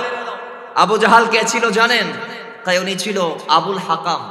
আবুল হাকাম। সেখান থেকে আবু জাহাল কেমনে হয়েছে? কয় শুধুমাত্র মুস্তাফার শানে মুস্তাহিল করার কারণে। জ্ঞানীদের বাবা জাহেলের বাবাতে পরিণত হয়েছে। জ্ঞানীদের বাবা শুধুমাত্র নবীর শানে মুস্তাহি করার কারণে আবু জাহেল হয়েছে। তদ্রুপ তার আগেও শয়তান ছিল মুআল্লিমুল মালায়েকা। ইবলিস ছিল মালায়েকাদের ট্রেনার, ফেরেশতা ওরে ফনা করে তো দিবে। কিন্তু আল্লাহ পাক ইবের পর্যন্ত শয়তান বানাই দিয়ে ইবলিস বানাই দিয়ে দেয় কিল্লাই শুধুমাত্র নবীরা অসম্মান গুজিয়ে দেয়। কথা কোন ঠিক নেবে ঠিক? তাহলে আন নবীরে যারা অসম্মান দিব, এই যারা আল্লাহ আর আল্লাহ হন রিশতা, হন মুহাব্বত, হন তাআল্লুক, হন ভ্রাতৃত্ব নাই, আর নবীরে যারা সিনাত স্থান দিব, এই তারা আর মাতার তাজ, এই তারা কদমের ধুলি আর সার তাজ। কথা কোন ঠিক নেবে ঠিক? এই তারা কদমের ধুলি আর চোখের সুরমা। কথা কোন ঠিক নেবে ঠিক? আল্লাহ পাক মদিনা আমার আর ফাতার উম্মত আর মনিবুর তৌফিক দান করুন। আরো বড় করি ফরম, আরো মুহাব্বত লই ফরম। বাবারা আমার, তো যারা বলছেন মিলাদুন নবী নিকৃষ্ট কাজ 100 বছর আগে ছিল না বেদাত, তাদেরকে জবাব দিবেন কয় না মিলাদুন নবী ছিল, মিলাদুন নবীর বিরোধী ছিল না। সর্বপ্রথম মিলাদুন নবীর বিরোধিতা করেছেন তাজউদ্দিন ফাকিহানি মালিকি। এবার আসুন, তো ছিল বললে তারা আমাদেরকে জানতে চাইবে, আমাদের থেকে জিজ্ঞেস করবে হত্যা আসিল, হত্যা আলোচনাই, তো ওনারা উত্তর দিবেন যে মিলাদুন নবী তখন আলোচনাই যখন জহন্ন আসিল, যখন তহন্ন আসিল, যখন মাকান আসিল, যখন মকিন আসিল। হতে হতে ওই আল্লাহ পাক সুবহানাহু ওয়া তাআলার ওই এলান ওনারা শুনাই দিবেন 3 পারা 19 নং পৃষ্ঠা সূরা আলে ইমরান আয়াত নং 81। আল্লাহ সুবহানাহু ওয়া তাআলা নিজে এলান দিচ্ছে, দুনিয়ার মানুষ শোনো শোনো, ইয়া রাসূলুল্লাহ আপনি স্মরণ করুন সেই মিসাকের কথা। ওয়া ইয আখাযাল্লাহু মিসাকান নাবিয়িনা লামা আতাইতুকুম মিন কিতাবিন ওয়া হিকমা সুম্মা জাআকুম রাসূলুম মুসাদ্দিকুল লিমা মাআকুম লা তু'মিনুন্না বিহি ওয়া লা তানসুরুন্না। যে ইয়া রাসূলুল্লাহ স্মরণ করুন সেই দিনের কথা যেদিন আমি আল্লাহ মিলাদুন নবীর চর্চা করেছি, মিলাদুন নবীর ঘটনা করেছি, মিলাদুন নবীর কথা বলেছি। আপনি রাসূল দিয়ে যাবেন, আপনি রাসূল দিয়ে যাবেন, আপনাকে যে পাঠানো হবে, আপনার যে আগমন হবে, সুম্মা জাআকুম রাসূলুম মুসাদ্দিকুল লিমা মাআকুম, আমি যে প্রত্যেক নবী আর রাসূলদেরকে নিয়ে ওই মিসাকের দিনই আপনার কথা বলেছি। আল্লাহ মিসাকের শুরুতে আয়াতের শুরুতে বলেছেন নবীদের কথা। এখন জিজ্ঞেস করতে পারেন যে সেদিনকে রাসূলরা ছিল না? আল্লাহ কেন বললেন ওয়া ইয আখাযাল্লাহু মিসাকান নাবিয়িন? নবীদের কথা কেন আল্লাহ বললেন? রাসূলদের নাম কেন আল্লাহ মেনশন করেন নাই? এখানে একটা ওয়াকিয়া আছে, একটা সেখানে নুসখা আছে। সেই নুসখাটা হচ্ছে দুনিয়াতে যত নবী এসেছে প্রত্যেক নবী রাসূল ছিল না, কিন্তু দুনিয়াতে যত রাসূল এসেছে প্রত্যেক রাসূল নবী ছিল।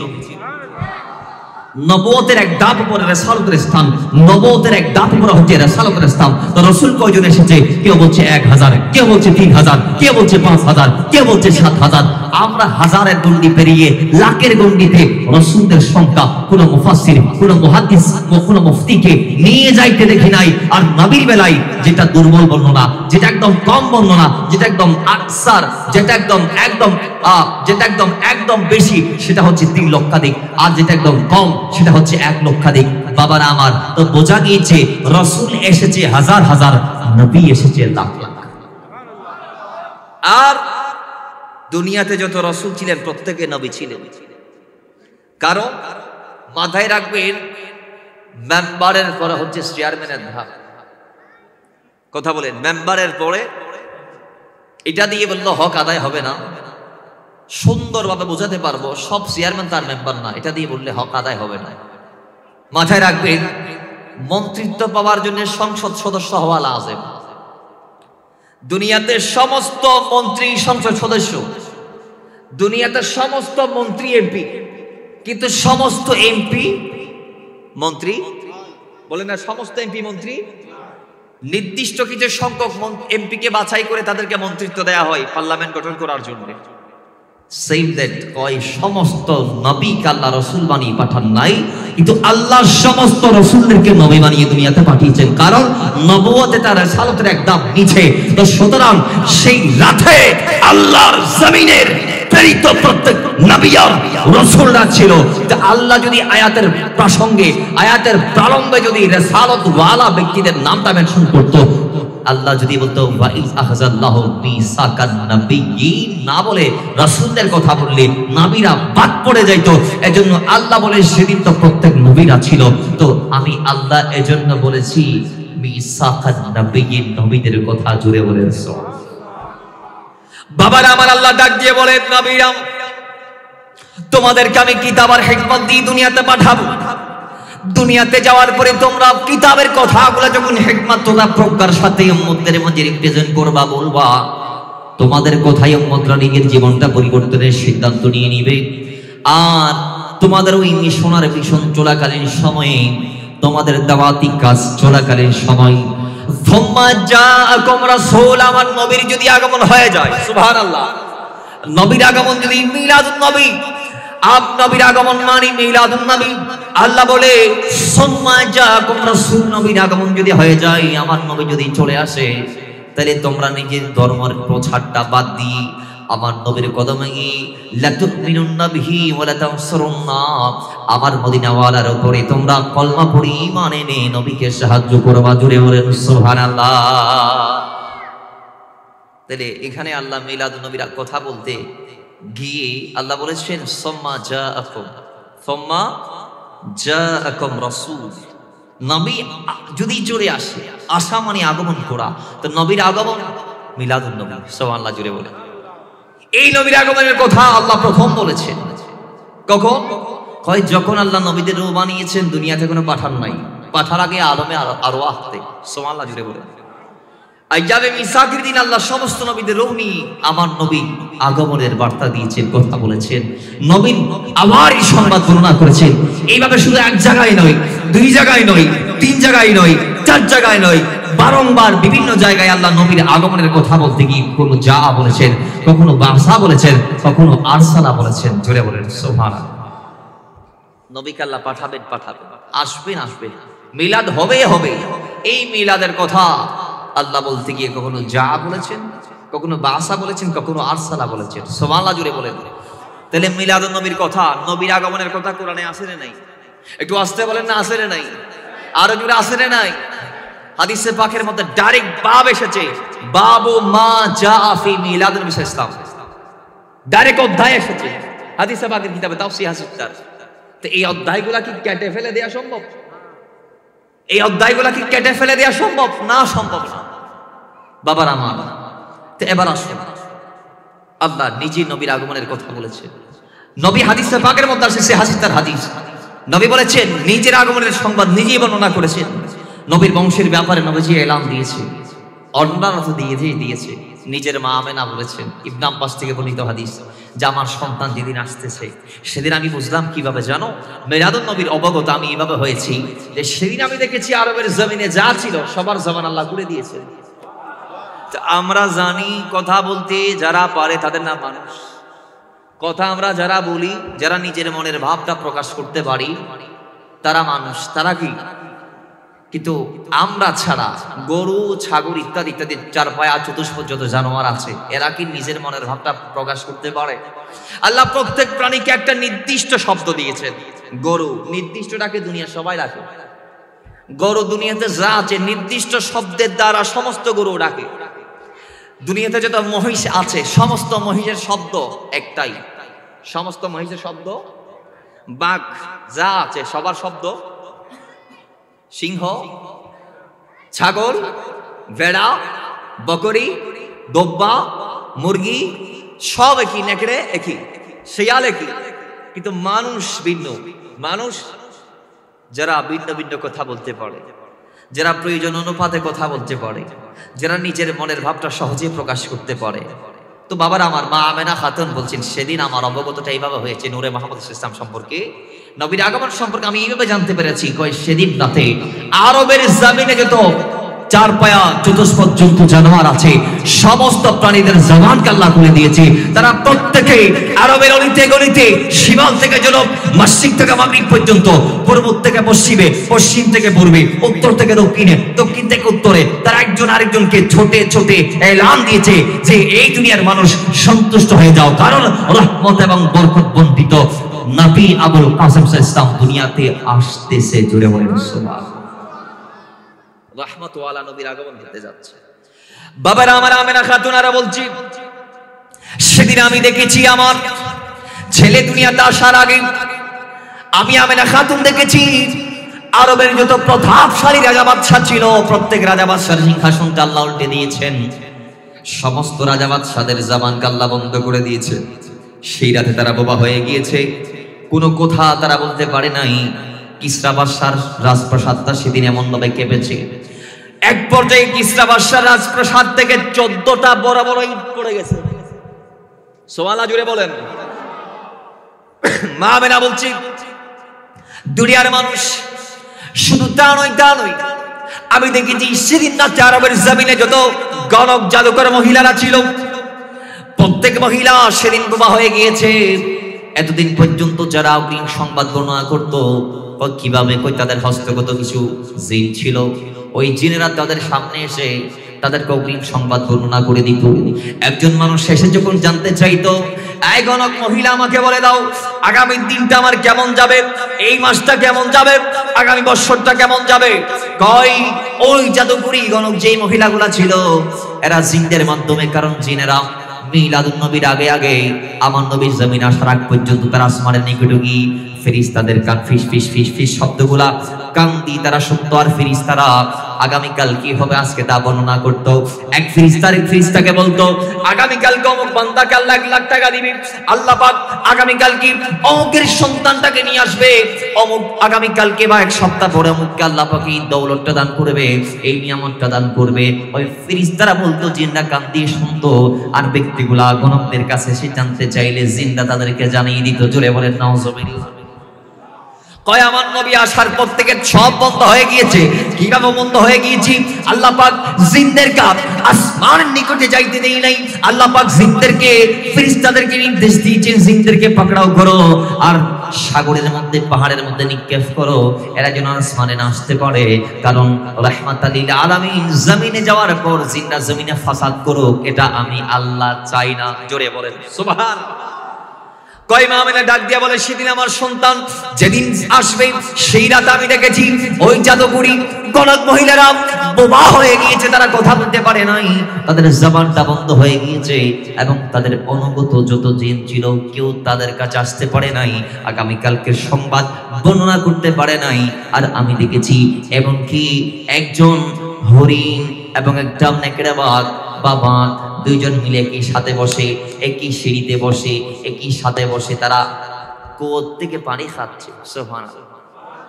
বাঘ আর হরিণ একসাথে কোনোদিন হয়?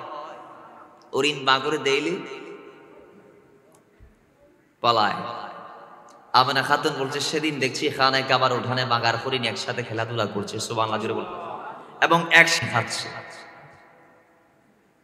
বাবার আমার, সেই মা আমেনা খাতুন আরো অসংখ্য বর্ণনা দিয়েছে। আমি দেখেছি আমার পরবর্তীতে একটু পরে আমার পেট থেকে এমন নূর বের হয়েছে, যেই নূরের আলোতে আমার শুধু আমি আমেনার ঘর আলোকিত হয়েছে এটা নয়, আমি দেখেছি ওই নূরের আলোতে আমি আমেনা আরবের জমিনের বাথা নামক যেই জায়গা যেখানে রাসূলুল্লাহর আগমন হয়েছে, জায়গাটার নাম বাথা, জায়গাটার নাম বাথা, মক্কার পার্শ্বস্থ উপত্যকা। এই বাথা নামক স্থানে রাসূলুল্লাহর আগমন হয়েছে। আমেনা খাতুন বলছেন, আম্মা জান আমেনা বলছেন, কয় আমার সন্তানের আলোতে শুধু আমেনার ঘর আলোকিত হয়েছে তা নয়, খানে কাবা দেখতে পেয়েছি তা নয়, বলে আমি এখান থেকে কিসরা ও কায়সার বাদশার বড় বড় রাজপ্রাসাদের মিনার দেখেছি। জোরে বলেন সুবহানাল্লাহ। তাহলে আলোর দাম কম না বেশি? নবীর নূর কম না বেশি? তা আমি বলবো ওই নবীর আলো যে শুধু কিসরা বাদশার ঘর আলোকিত হয়েছে, কায়সার বাদশার প্রাসাদ উজ্জ্বল হয়েছে, আমেনা খাতুন আরব থেকে দেখেছেন, মক্কার পাশ থেকে দেখেছেন, বা আমেনার ঘরটা আলোকিত হয়েছে তা নয়, বরং সেই নবীর নূরের সাদকায় মুমিনের কলবটাও আলোকিত হয়েছে।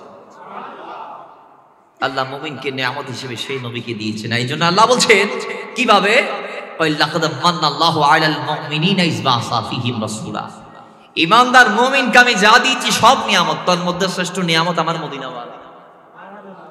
ওই নবীর চেয়ে বড় নিয়ামত আমি ঈমানদারকে আর দেই নাই। তো আল্লাহ বলছেন ওই নিয়ামত পেয়ে ওয়া আম্মা বিনিয়ামাতি রাব্বিকা ফাহাদিস, নিয়ামতের বর্ণনা করো।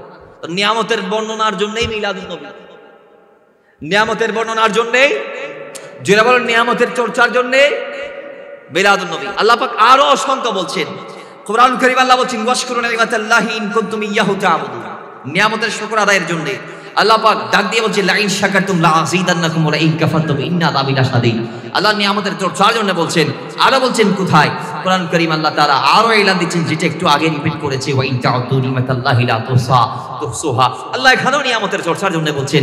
আরেক আয়াত সূরা আলে ইমরানের 103 নং আয়াত 4 পারা 2 নং পৃষ্ঠা, আল্লাহ সুবহানাহু ওয়া তাআলা ডাক দিচ্ছেন ওয়াজকুরু নি'মাতাল্লাহি আলাইকুম, যে ও দুনিয়ার মানুষ তোমরা আমি আল্লাহর ওই নিয়ামতের চর্চা করো, ওই নিয়ামতের জিকির করো, ওই নিয়ামতের স্মরণ করো। কয় যে নিয়ামত দুনিয়াতে আসার আগে কুনতুম আদাআন, তোমরা শত্রু ছিলা, ফাআল্লাফা বাইনা কুলুবিকুম ফাআসবাহতুম বিনি'মাতিহি ইখওয়ানা, আর ওই নবীকে দিয়ে আমি তোমাদেরকে শত্রুর থেকে মহব্বত দিয়ে, হৃদ্যতা দিয়ে, ভ্রাতৃত্ব দিয়ে, আমি তোমাদেরকে ভ্রাতৃত্ব দিয়ে ভাইয়ের কাতারে নিয়ে আনলাম। এবং ওই নবী কত বড় নিয়ামত, ওয়াজকুরু নি'মাতাল্লাহ, যেটার স্মরণ আমি তোমাদেরকে করতে বললাম, বলে ওই নিয়ামতটা যাওয়ার আগে ওয়াকুম আলা শাফা হুফরাতি মিনান নার, তোমরা সবাই ছিলা জাহান্নামী, ফাআনকারাকুম মিনহা, নবী গিয়ে তোমাদের সবাইকে বানিয়ে দিয়েছে জান্নাতে। এর দাম কম না বেশি? মিলাদুন নবীর কারণে,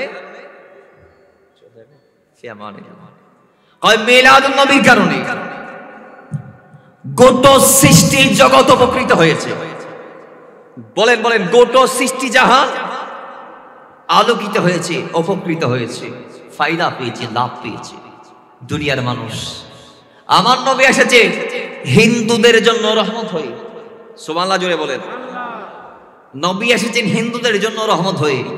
ইমাম সুয়ুতি আলাইহির রাহমা দয়াল নবীজির শাফাআতকে 9 ভাগে ভাগ করেছেন। কয় ভাগে? 9 ভাগে। কয় আমার নবী হিন্দুদের জন্য রহমত কিভাবে জানেন? কয় কাল কিয়ামতের মাঠে সবাই দাঁড়িয়ে থাকবে। কয়দিন দাঁড়াবে? 1 দিন, 2 দিন, 10 দিন, 20 দিন, 1 বছর, 2 বছর, 1000, 2000, কয় না 50, দুনিয়ার 50,000 বছরে হাসরের মাঠের 1 দিন। আর হাসরের মাঠের মানুষরা 500 বছর দাঁড়িয়ে থাকবেন। কয়শো বছর? 500। সেখানকার একদিনে দুনিয়ার 50,000 বছর, তাই 50,000 ওরা 500 দিয়ে 500, আল্লাহু আকবার, গণনা আসবে না। 500 বছর মানে কয় হাজার দিন হিসাব করেন। 1 বছরে 334 দিন করে মারেন, বা 365 দিন করে মারেন।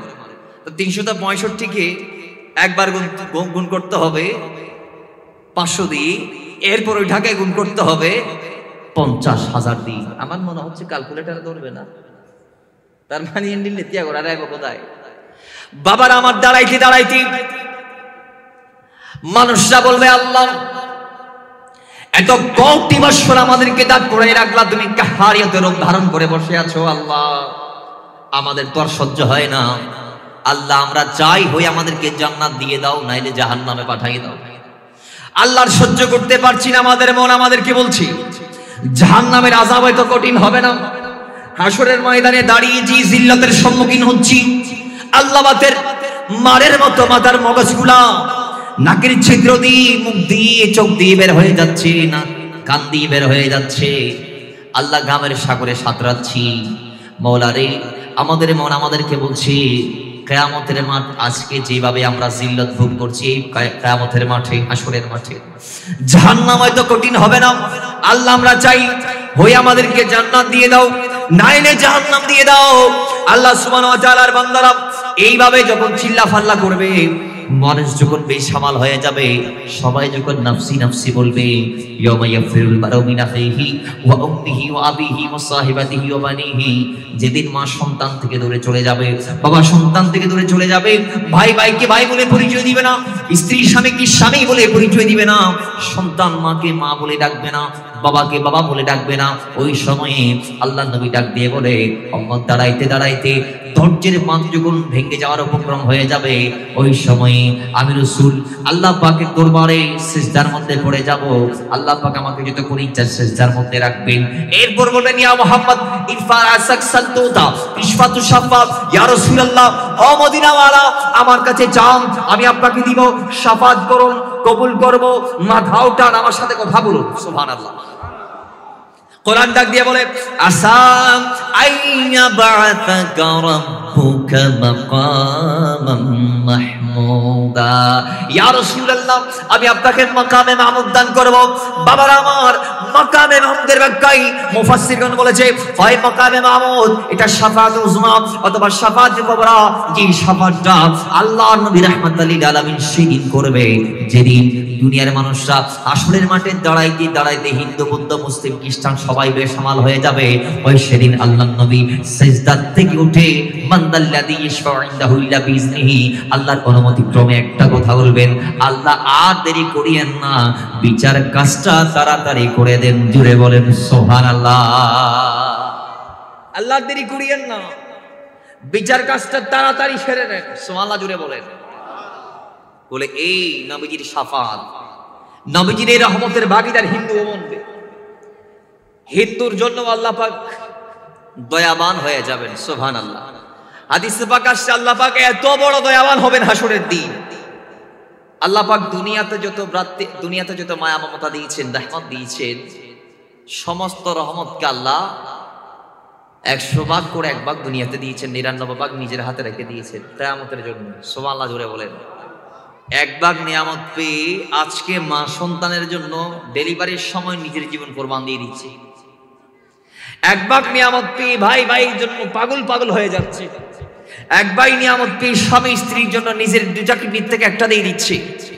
1 ভাগ নিয়ামতের ভাগীদার হওয়ার কারণে 1 ভাই আর 1 ভাইয়ের জন্য নিজের জীবনটা কোরবান করে দিচ্ছে। এই 1 ভাগ নিয়ামতের জন্য বাবা বাবা বলে সন্তানরা নিজের জীবনটা কোরবান করে দিচ্ছে।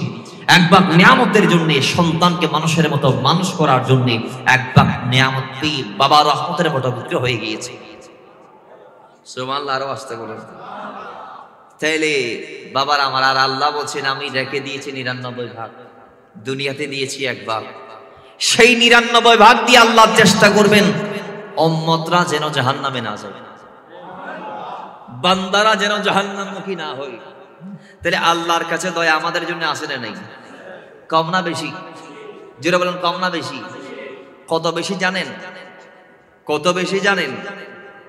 এক বান্দাকে আল্লাহ পাক বলবেন, যা দুনিয়াতে তো ভালো কাজ একটা করতে পারোস তাই, অল্প আমল নিয়ে আসছোস, গুনার পাহাড় নিয়ে আসছোস, নেক আমল কম বদ বেশি, যা জাহান্নামে চলে যা। এদের দূর মারবেন, কি মারবেন? আল্লাহ বলবেন এদিকে আসো। আল্লাহ ডাক দিয়ে বলবেন এদিকে আসো। কেন দূর মারলা? বাকিদেরকে তো জাহান্নামের পোশাক পরিয়ে টেনে হিসেবে নিয়ে যাইতে হচ্ছে, তো তুমি বলার সঙ্গে সঙ্গে যাওয়ার কারণ কি? কারণ একটাই, মওলা দুনিয়াতে গিয়েছি, সেখানে তোমার কথা না মেনে কবরে যাওয়ার পর কবরে বারংবার বলেছি আল্লাহ দুনিয়াতে 1 বার পাঠাও, তুমি পাঠাও নাই। তুমি পাঠাও নাই, কারণ মওলা দুনিয়াতে গিয়ে একটু আমার আত্মীয় স্বজনদেরকে বলে দিয়ে আসতেন যে আমি যা অন্যায় করেছি, যে ভুল করেছি, তোমরা তা করিও না। প্রত্যেকটা মাইয়াত আল্লাহ দরবারে এই ফারিয়াদটা করে কোরআনে পাকের এলান। কিন্তু আল্লাহ তো কাউকে সুযোগ দিবে না কবর থেকে দুনিয়াতে আসার জন্য। তো আল্লাহর ওই বান্দা বলছেন, মওলা দুনিয়াতে তো মানতে পারি নাই, হেলাই হেলাই জীবন কাটিয়ে দিয়েছি, আজকে বলেছো হাসরের মাঠে জাহান্নামে যাইতে, অন্তত তোমার এই একটা কথা মানার চেষ্টা করতেছি মওলা, এই একটা কথা মেনে আমি জাহান্নামের দিকে দৌড় মেরেছি। জুড়ে বলেন সুবহানাল্লাহ। আল্লাহ বলবেন তোরে জান্নাত দেওয়ার জন্য এটাই যথেষ্ট। তাহলে দয়া কম না বেশি? আরো জোরে কম না বেশি? বেশি। আল্লাহ পাক সর্বোচ্চ চেষ্টা করবেন বান্দাকে জান্নাত দিতে। যে রব আমাদেরকে নিয়ে এত ভাবে, যিনি আমাদেরকে নিয়ে এতটা ভাবে, অথচ আমরা ওই রবকে নিয়ে ভাবি না, রিজিক নিয়ে ভাবি। অথচ তিনি সে রব যিনি পিঁপড়ার আহারের ব্যবস্থা করছেন, তিনি সাগরের নীল তিমি, যে একটা নীল তিমির শুধু জিহ্বাটার ওজন হচ্ছে আফ্রিকার বরাবর একটা হাতির সাইজ। যে একটা নীল তিমি দৈনিক 34 লক্ষ 3.4 মিলিয়ন ক্রিল মাছ খায়। ক্রিল মাছ কি, ক্রিল ফিশ কি, কয়টা চিংড়ির মতো একটি মাছ। একটা নীল তিমি দৈনিক 34 লাখ ক্রিল মাছ খায়। 6 লাখ। তার কোনো চিন্তা আছে? বলে তার কোনো চিন্তা আছে? কিন্তু আমরা যে আল্লাহ আমাকে বানার আগে আমার রিজিক বানিয়েছে, আমার সন্তানকে বানার আগে তার রিজিক আল্লাহ আমাকে দিয়ে দিয়েছে। লিস্টিয়ান গোড়া ফেরাস তলে দিয়ে তারা শনিবার দিন মাছ দিবা, রবিবার দিন তরকারি খাওয়াইবা, বৃহস্পতিবার দিন মুরগি খাওয়াইবা, শুক্রবারে গরু গুস্ত খাওয়াইবা, শনিবারে ইয়ান খাওয়াইবা, খাবারও চাট পর্যন্ত আল্লাহ ফেরাস তলে দিয়ে ইসরায়েলি আর ক্ষমা খাইতে ইতেন না, বাড়ায় খাইতে ইতেন না। কিন্তু আর খাবেল্লাই দুনিয়াত মারামারি, দরাদরি, ফারাফারি, এক ভাই আরেক বাইরে মারে। আরে এগুলা কার জন্য করছেন? বাবার আমার রিজিকের তালাশে পাগল পাড়া, কিন্তু রিজিকের মালিক যিনি তাকে আমরা তালাশ করছি না। কথা ঠিক কি না? আর জোরে বলেন। সেই রবের একটু মূল্যায়ন আমরা করতে পারছি না। যা মন চাই তা করছি, যেদিক মন চাই সেদিক যাচ্ছি। রব যেদিক যাইতে বলেছেন সেদিক। বা আতাকুম রাসূল ফাখুযুহু ওয়া মা নাহাকুম আনহু ফান্তাহু। নবী যে পথ দিয়ে আমাকে হাঁটতে বলেছেন সেই পথ আমরা হাঁটছি না। নবী যে দিক দিয়ে না যাইতে বলেছেন সেই দিক দিয়ে যাচ্ছি। কথা বলেন, সেই দিক দিয়ে। এটা কি ওয়াফাই না বেওয়াফাই? এগুলা কি ওয়াফাদারি না বেওয়াফাই? বাবার আমার হবে না। আজকের থেকে দুনিয়াটা অন্তর থেকে বাইর করে দেন। দুনিয়ার মালিক এবং তার হাবিব দুইজনকে অন্তরে জায়গা দেন। দেখবেন দুনিয়ার থেকে যাওয়ার আগে জান্নাতের টিকিট হাজির হয়ে যাবে। আচ্ছা, দুনিয়াতে কি কেউ বলতে পারবে দুনিয়া স্থায়ী? এই মিলাদ নবীর একটা শিক্ষা হচ্ছে ক্ষণস্থায়ী দুনিয়া সম্পর্কে উম্মতদেরকে অবহিত করা। জুড়ে বলেন সুবহানাল্লাহ। এই মিলাদ নবী যে শব্দের একটা ব্যাখ্যা আমাকে করতে বলা হয়েছে, এই একটা শব্দের ব্যাখ্যা আমার মতো হাজার কোটি নালায়েক যদি আজ থেকে কিয়ামতের আগ তক করে, ওয়াল্লাহি নিয়ামতের মধ্যে এই আল্লাহর নবী এত পরিমাণ নিয়ামত আল্লাহ এই নবীর আগমন আমাদেরকে দিয়েছেন, মিলাদুন নবীর মধ্যে আমাদেরকে দিয়েছেন, যে নিয়ামতের চর্চা করা যাবে, ওয়াইন তাউদু নিমাতাল্লাহ বলা যাবে, লা তুহসুহা শেষ করা যাবে। জোরে বলুন, শেষ করা যাবে? শেষ করা যাবে না। এটার নাম মিলাদুন নবী। যে নিয়ামত বেমিসাল লাজবাব, যে নিয়ামতের কারণে শুধু আমরা না, হিন্দুরা পর্যন্ত উপকৃত হয়েছে, এখান থেকে সামনে গিয়েছে। যে হিন্দুদেরকেও কাল কিয়ামতের মাঠে আল্লাহ বিচার কাজটা সহজ করে দিবেন। কথা বলেন ঠিক কিনা? কিন্তু হ্যাঁ, আল্লাহ যাকে ছাড় দিবেন তাকে কবজা করার মতো কেউ নাই, আর আল্লাহ যাকে পাকড়াও করবেন তাকে রক্ষা করার মতো কেউ আছে? জুড়ে বলেন, কেউ আছে? আল্লাহ এই মেসেজ থিওরি আমাদের বোঝার তৌফিক দান করুন, আমিন। তো মুহাব্বতে দরুদ পড়ি, আল্লাহুম্মা। একটু পানি দাও না।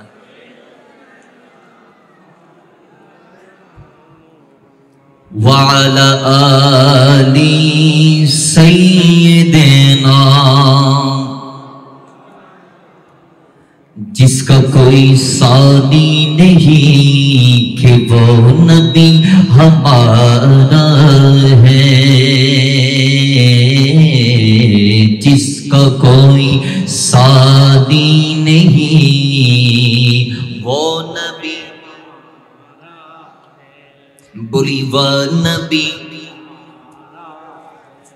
مصطفیٰ کی عظمت کا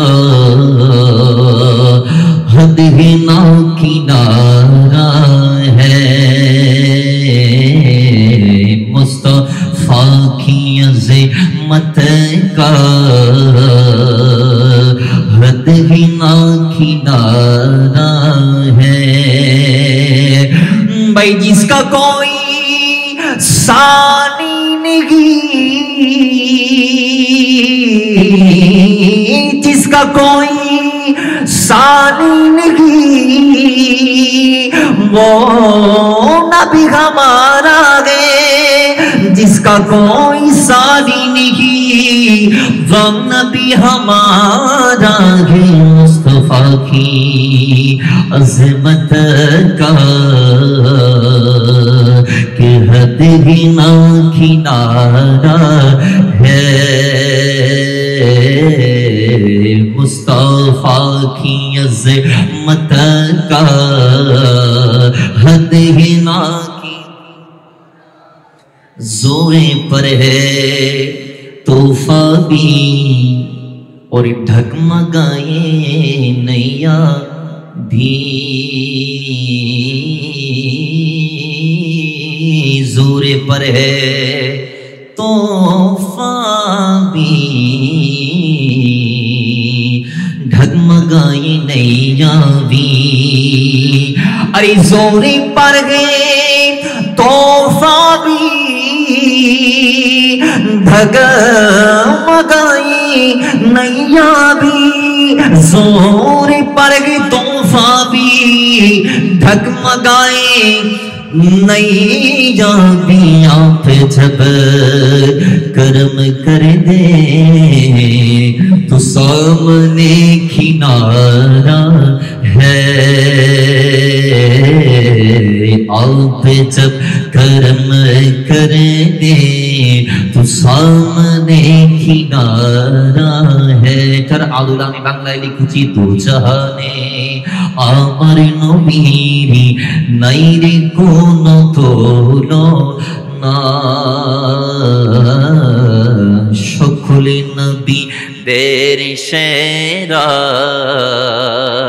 রব তাআলার পিয়ারা, আরে দু জাহানে আমার নবীর নাই রে কোনো তুলনা, দু জাহানে আমার নবীর নাই রে কোনো তুলনা, সকলে নবীদের সেরা রব তাআলার পিয়ারা, সকলে নবীদের সেরা আল্লাহ তাআলার পিয়ারা, আল্লাহুম্মা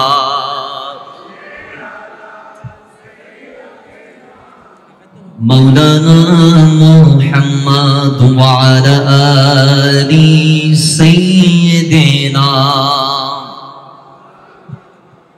এবার আসো তো মিলাদুন নবীর চর্চা কোরআন নয় আল্লাহ করেছেন, কোরআন জুড়ে আল্লাহ করেছেন, নবীজি করেছেন। এখন আল্লাহ পালন করেছেন কিনা, রাসূল পালন করেছেন কিনা, কারণ পক্ষে বলা এক কথা আবার নিজে করা আরেক কথা, কথা বলেন ঠিক কিনা? আল্লাহ করেছেন কিনা মিলাদুন নবীর খুশি উদযাপন, আমরা একটু করে একটু হালকা হালকা একটু করে দিচ্ছি দলিল। আমরা আমাদের কিতাব থেকে দিব না, কিতাব তাদের গোলাপ থেকে দিব। বর্তমানেও যে বান্দাটা এখনো মারা যায় নাই, বেঁচে আছে, তাবলীগ জামাতের বিশ্ব মুবাল্লিগ মাওলানা তারিক জামিল সাহেব, মাওলানা আই পার্সোনালি এর বক্ত কয়া ইবা অক্কতা হয় দেই সুবহানাল্লাহ বলবো। সেই মাওলানা তারিক জামিল বলছেন রাসূলুল্লাহকে আজমত কিতাবের মধ্যে যে আল্লাহ আল্লাহর হাবিবকে পাঠিয়ে মিলাদুন নবীর পরের দিন থেকে আল্লাহ টানা 1 বছর এই মিলাদুন নবীর খুশি উদযাপন করেছেন। জোরে বলেন সুবহানাল্লাহ। কয় কিভাবে? কয় আরবের জমিনে আল্লাহ টানা 1 বছর নবীর আগমনের পরবর্তী প্রত্যেকটা মায়ের রেহেমে নসলে গর্বে ছেলে সন্তান দিয়েছেন। সুবহানাল্লাহ, জোরে বলেন। এখন বলবেন ফুয়া দিলি না আবার খুশি হওয়া না, অবশ্যই কেয়া ওদের আরব সেই সময় সিস্টেম আছে দি মরুত্ব ফাইলে মিষ্টি বিতরণ করন, ডাকডুল ভিতর মানুষরা খাবার খাওয়ান, দত খাবন আর মাইলে জিয়াতা মেরে ঢুকাই দন। কথা ঠিক নেবে? ঠিক। এটারা জীবন্ত কন্যা অলর দাফন করতো সেই সময়ে। আল্লাহ বলছে আমি দুনিয়াতে আমার হাবিবকে পাঠিয়েছি, আল্লাহর হাবিব যাওয়ার পরে দুনিয়ার কোন মা চেহারা মলিন করো আমি আল্লাহ চাই না। আমার নবীর সদকায় 1 বছর ব্যাপী আমি আরবের প্রত্যেকটা মায়ের ঘরে ছেলে পাঠাবো। জুড়ে বলেন সুবহান। বলুন ছেলে আর মেয়েদেরকে, আরো জোরে ছেলে মেয়েদেরকে। আল্লাহ যদি ছেলে পাঠি আরব আহলে আরব যারা আছে এরা যেটা পাই খুশি হয়, আল্লাহ যদি তাদেরকে তাদের খুশির উপকরণ তথা ছেলে দিয়ে যদি খুশি করাইতে পারে, আল্লাহ যদি টানা 1 বছর এই খুশি অব্যাহত রাখতে পারে, তাহলে আমরা আজকে একদিন করলে বেদাতের ফতোয়া কেন আসবে? কথা বলেন ঠিক নেবে? ঠিক। আর ভাই আল্লাহ টানা বছর ব্যাপী করেছে, আল্লাহ ঈদে মিলাদ নবীর খুশি উদযাপন টানা বছর ব্যাপী করেছে। এটা যদি বেদাত না হয় আমি আপনি একদিন করলে কেন বেদাত হবে? কথা বলেন ঠিক নেবে? ঠিক। দুনিয়াতে ইমানদার আল্লাহ আপনাদেরকে এলান দিয়েছি সূরা ইউনূসের 58 নং আয়াত আল্লাহ বলছেন 11 পারা 14 নং পৃষ্ঠা সূরা ইউনূসের 58 নং আয়াত আল্লাহ বলছেন কুল বিফাদলিল্লাহি ওয়া বিরাহমাতিহি ফাবিযালিকা ফালইফরাহু হুয়া খায়র। আল্লাহ বলছে ইমানদার রহমত পে ফাদল পে, কুল বিফাদলিল্লাহ আল্লাহর ফদল ফাদলুল্লাহ পে ওয়া বিরাহমাতিহি রাহমাতুল্লাহ পে ফাবিযালিকা ফালইফরাহু তোমরা খুশি উদযাপন করো, খুশি হও। সুবহানাল্লাহ জুড়ে বলেন। আল্লাহ আমাদেরকে নিয়ামত পাওয়ার পর খুশি হওয়ার কথা বলেছেন, রহমত পাওয়ার পর খুশি হওয়ার কথা বলেছেন, ফদল পাওয়ার পর খুশি হওয়ার কথা বলেছেন। বলুন দুনিয়াতে আমার নবীর চেয়ে বড় নিয়ামত আর কিছু হতে পারে? নবীর চেয়ে বড় রহমত আর কিছু হতে পারে? আল্লাহ তো কোন নবীর বেলায় বলে নাই রহমত, নবীর বেলায় বলেছেন। কিভাবে বলেছেন? মা আরসালনাকা ইল্লা রাহমাতাল লিল আলামিন, নবী কে আমি আল্লাহ আলামিনের জন্য রহমত বানিয়েছি। সুবহানাল্লাহর আওয়াজ আরো বাড়বে, কারণ নবীর শান যেমন বড় নবীর জন্য আওয়াজও হতে হবে। আল্লাহ বড় আওয়াজ দেওয়ার তৌফিক দান করুন। তাহলে আল্লাহ বলছে ওই ফাদলুল্লাহ ওয়া কানা ফাদলুল্লাহি আলাইকা আযীমা, আমার নবীকে পেয়ে, ফাদলুল্লাহ নবীকে পেয়ে, রাহমাতুল্লাহ নবীকে পেয়ে ফাবিযালিকা ফালইফরাহু তোমরা খুশি উদযাপন করো। সুবহানাল্লাহ। আল্লাহ খুশি উদযাপন করে লাভ কি? কয় হুয়া খায়র, হুয়া খায়র, এটা ভালো। উদযাপন করাটা কি? জোরে বলুন সেটা মিম্মা ইয়াজমাউন তোমাদের সব গুণার চেয়ে ভালো। সুবহানাল্লাহ জোরে বলে। তাহলে খুশি হওয়ার দরকার আছে না নাই? যে আমাদের দেশে নিয়ামত আমরা পাওয়ার পর খুশি হই সাধারণত বিয়ের পরে, ছেলে সন্তান হলে, মেয়ে সন্তান হলে, বাচ্চা হলে, নিজের বড় কোনো নিয়ামতের ভাগিদার বলতে পারে, ব্যবসায় লাভ হলে, সন্তান বুড়ে নেবরা চাইলে আমরা খুশি হই, হয় কি হয় না? দুনিয়াতে সামান্য সামান্য নিয়ামত পেয়ে যদি আমরা খুশি হতে পারি, তাহলে শ্রেষ্ঠ নিয়ামতটা পেয়ে খুশি হবেন না? জোরে বলেন হবেন না? শ্রেষ্ঠ নিয়ামত কে? লাকাদ মান্নাল্লাহু আলাল মুমিনিনা ইয বা'সা ফীহিম রাসূলা, আমার নবী। শ্রেষ্ঠ নিয়ামত কে? নবীর চেয়ে বড় নিয়ামত আর হতে পারে? জোরে বলেন হতে পারে? নবী কত বড় নিয়ামত বোঝার জন্য ঈমান লাগবে, ঈমান লাগবে। নারে তাকবীর, নারে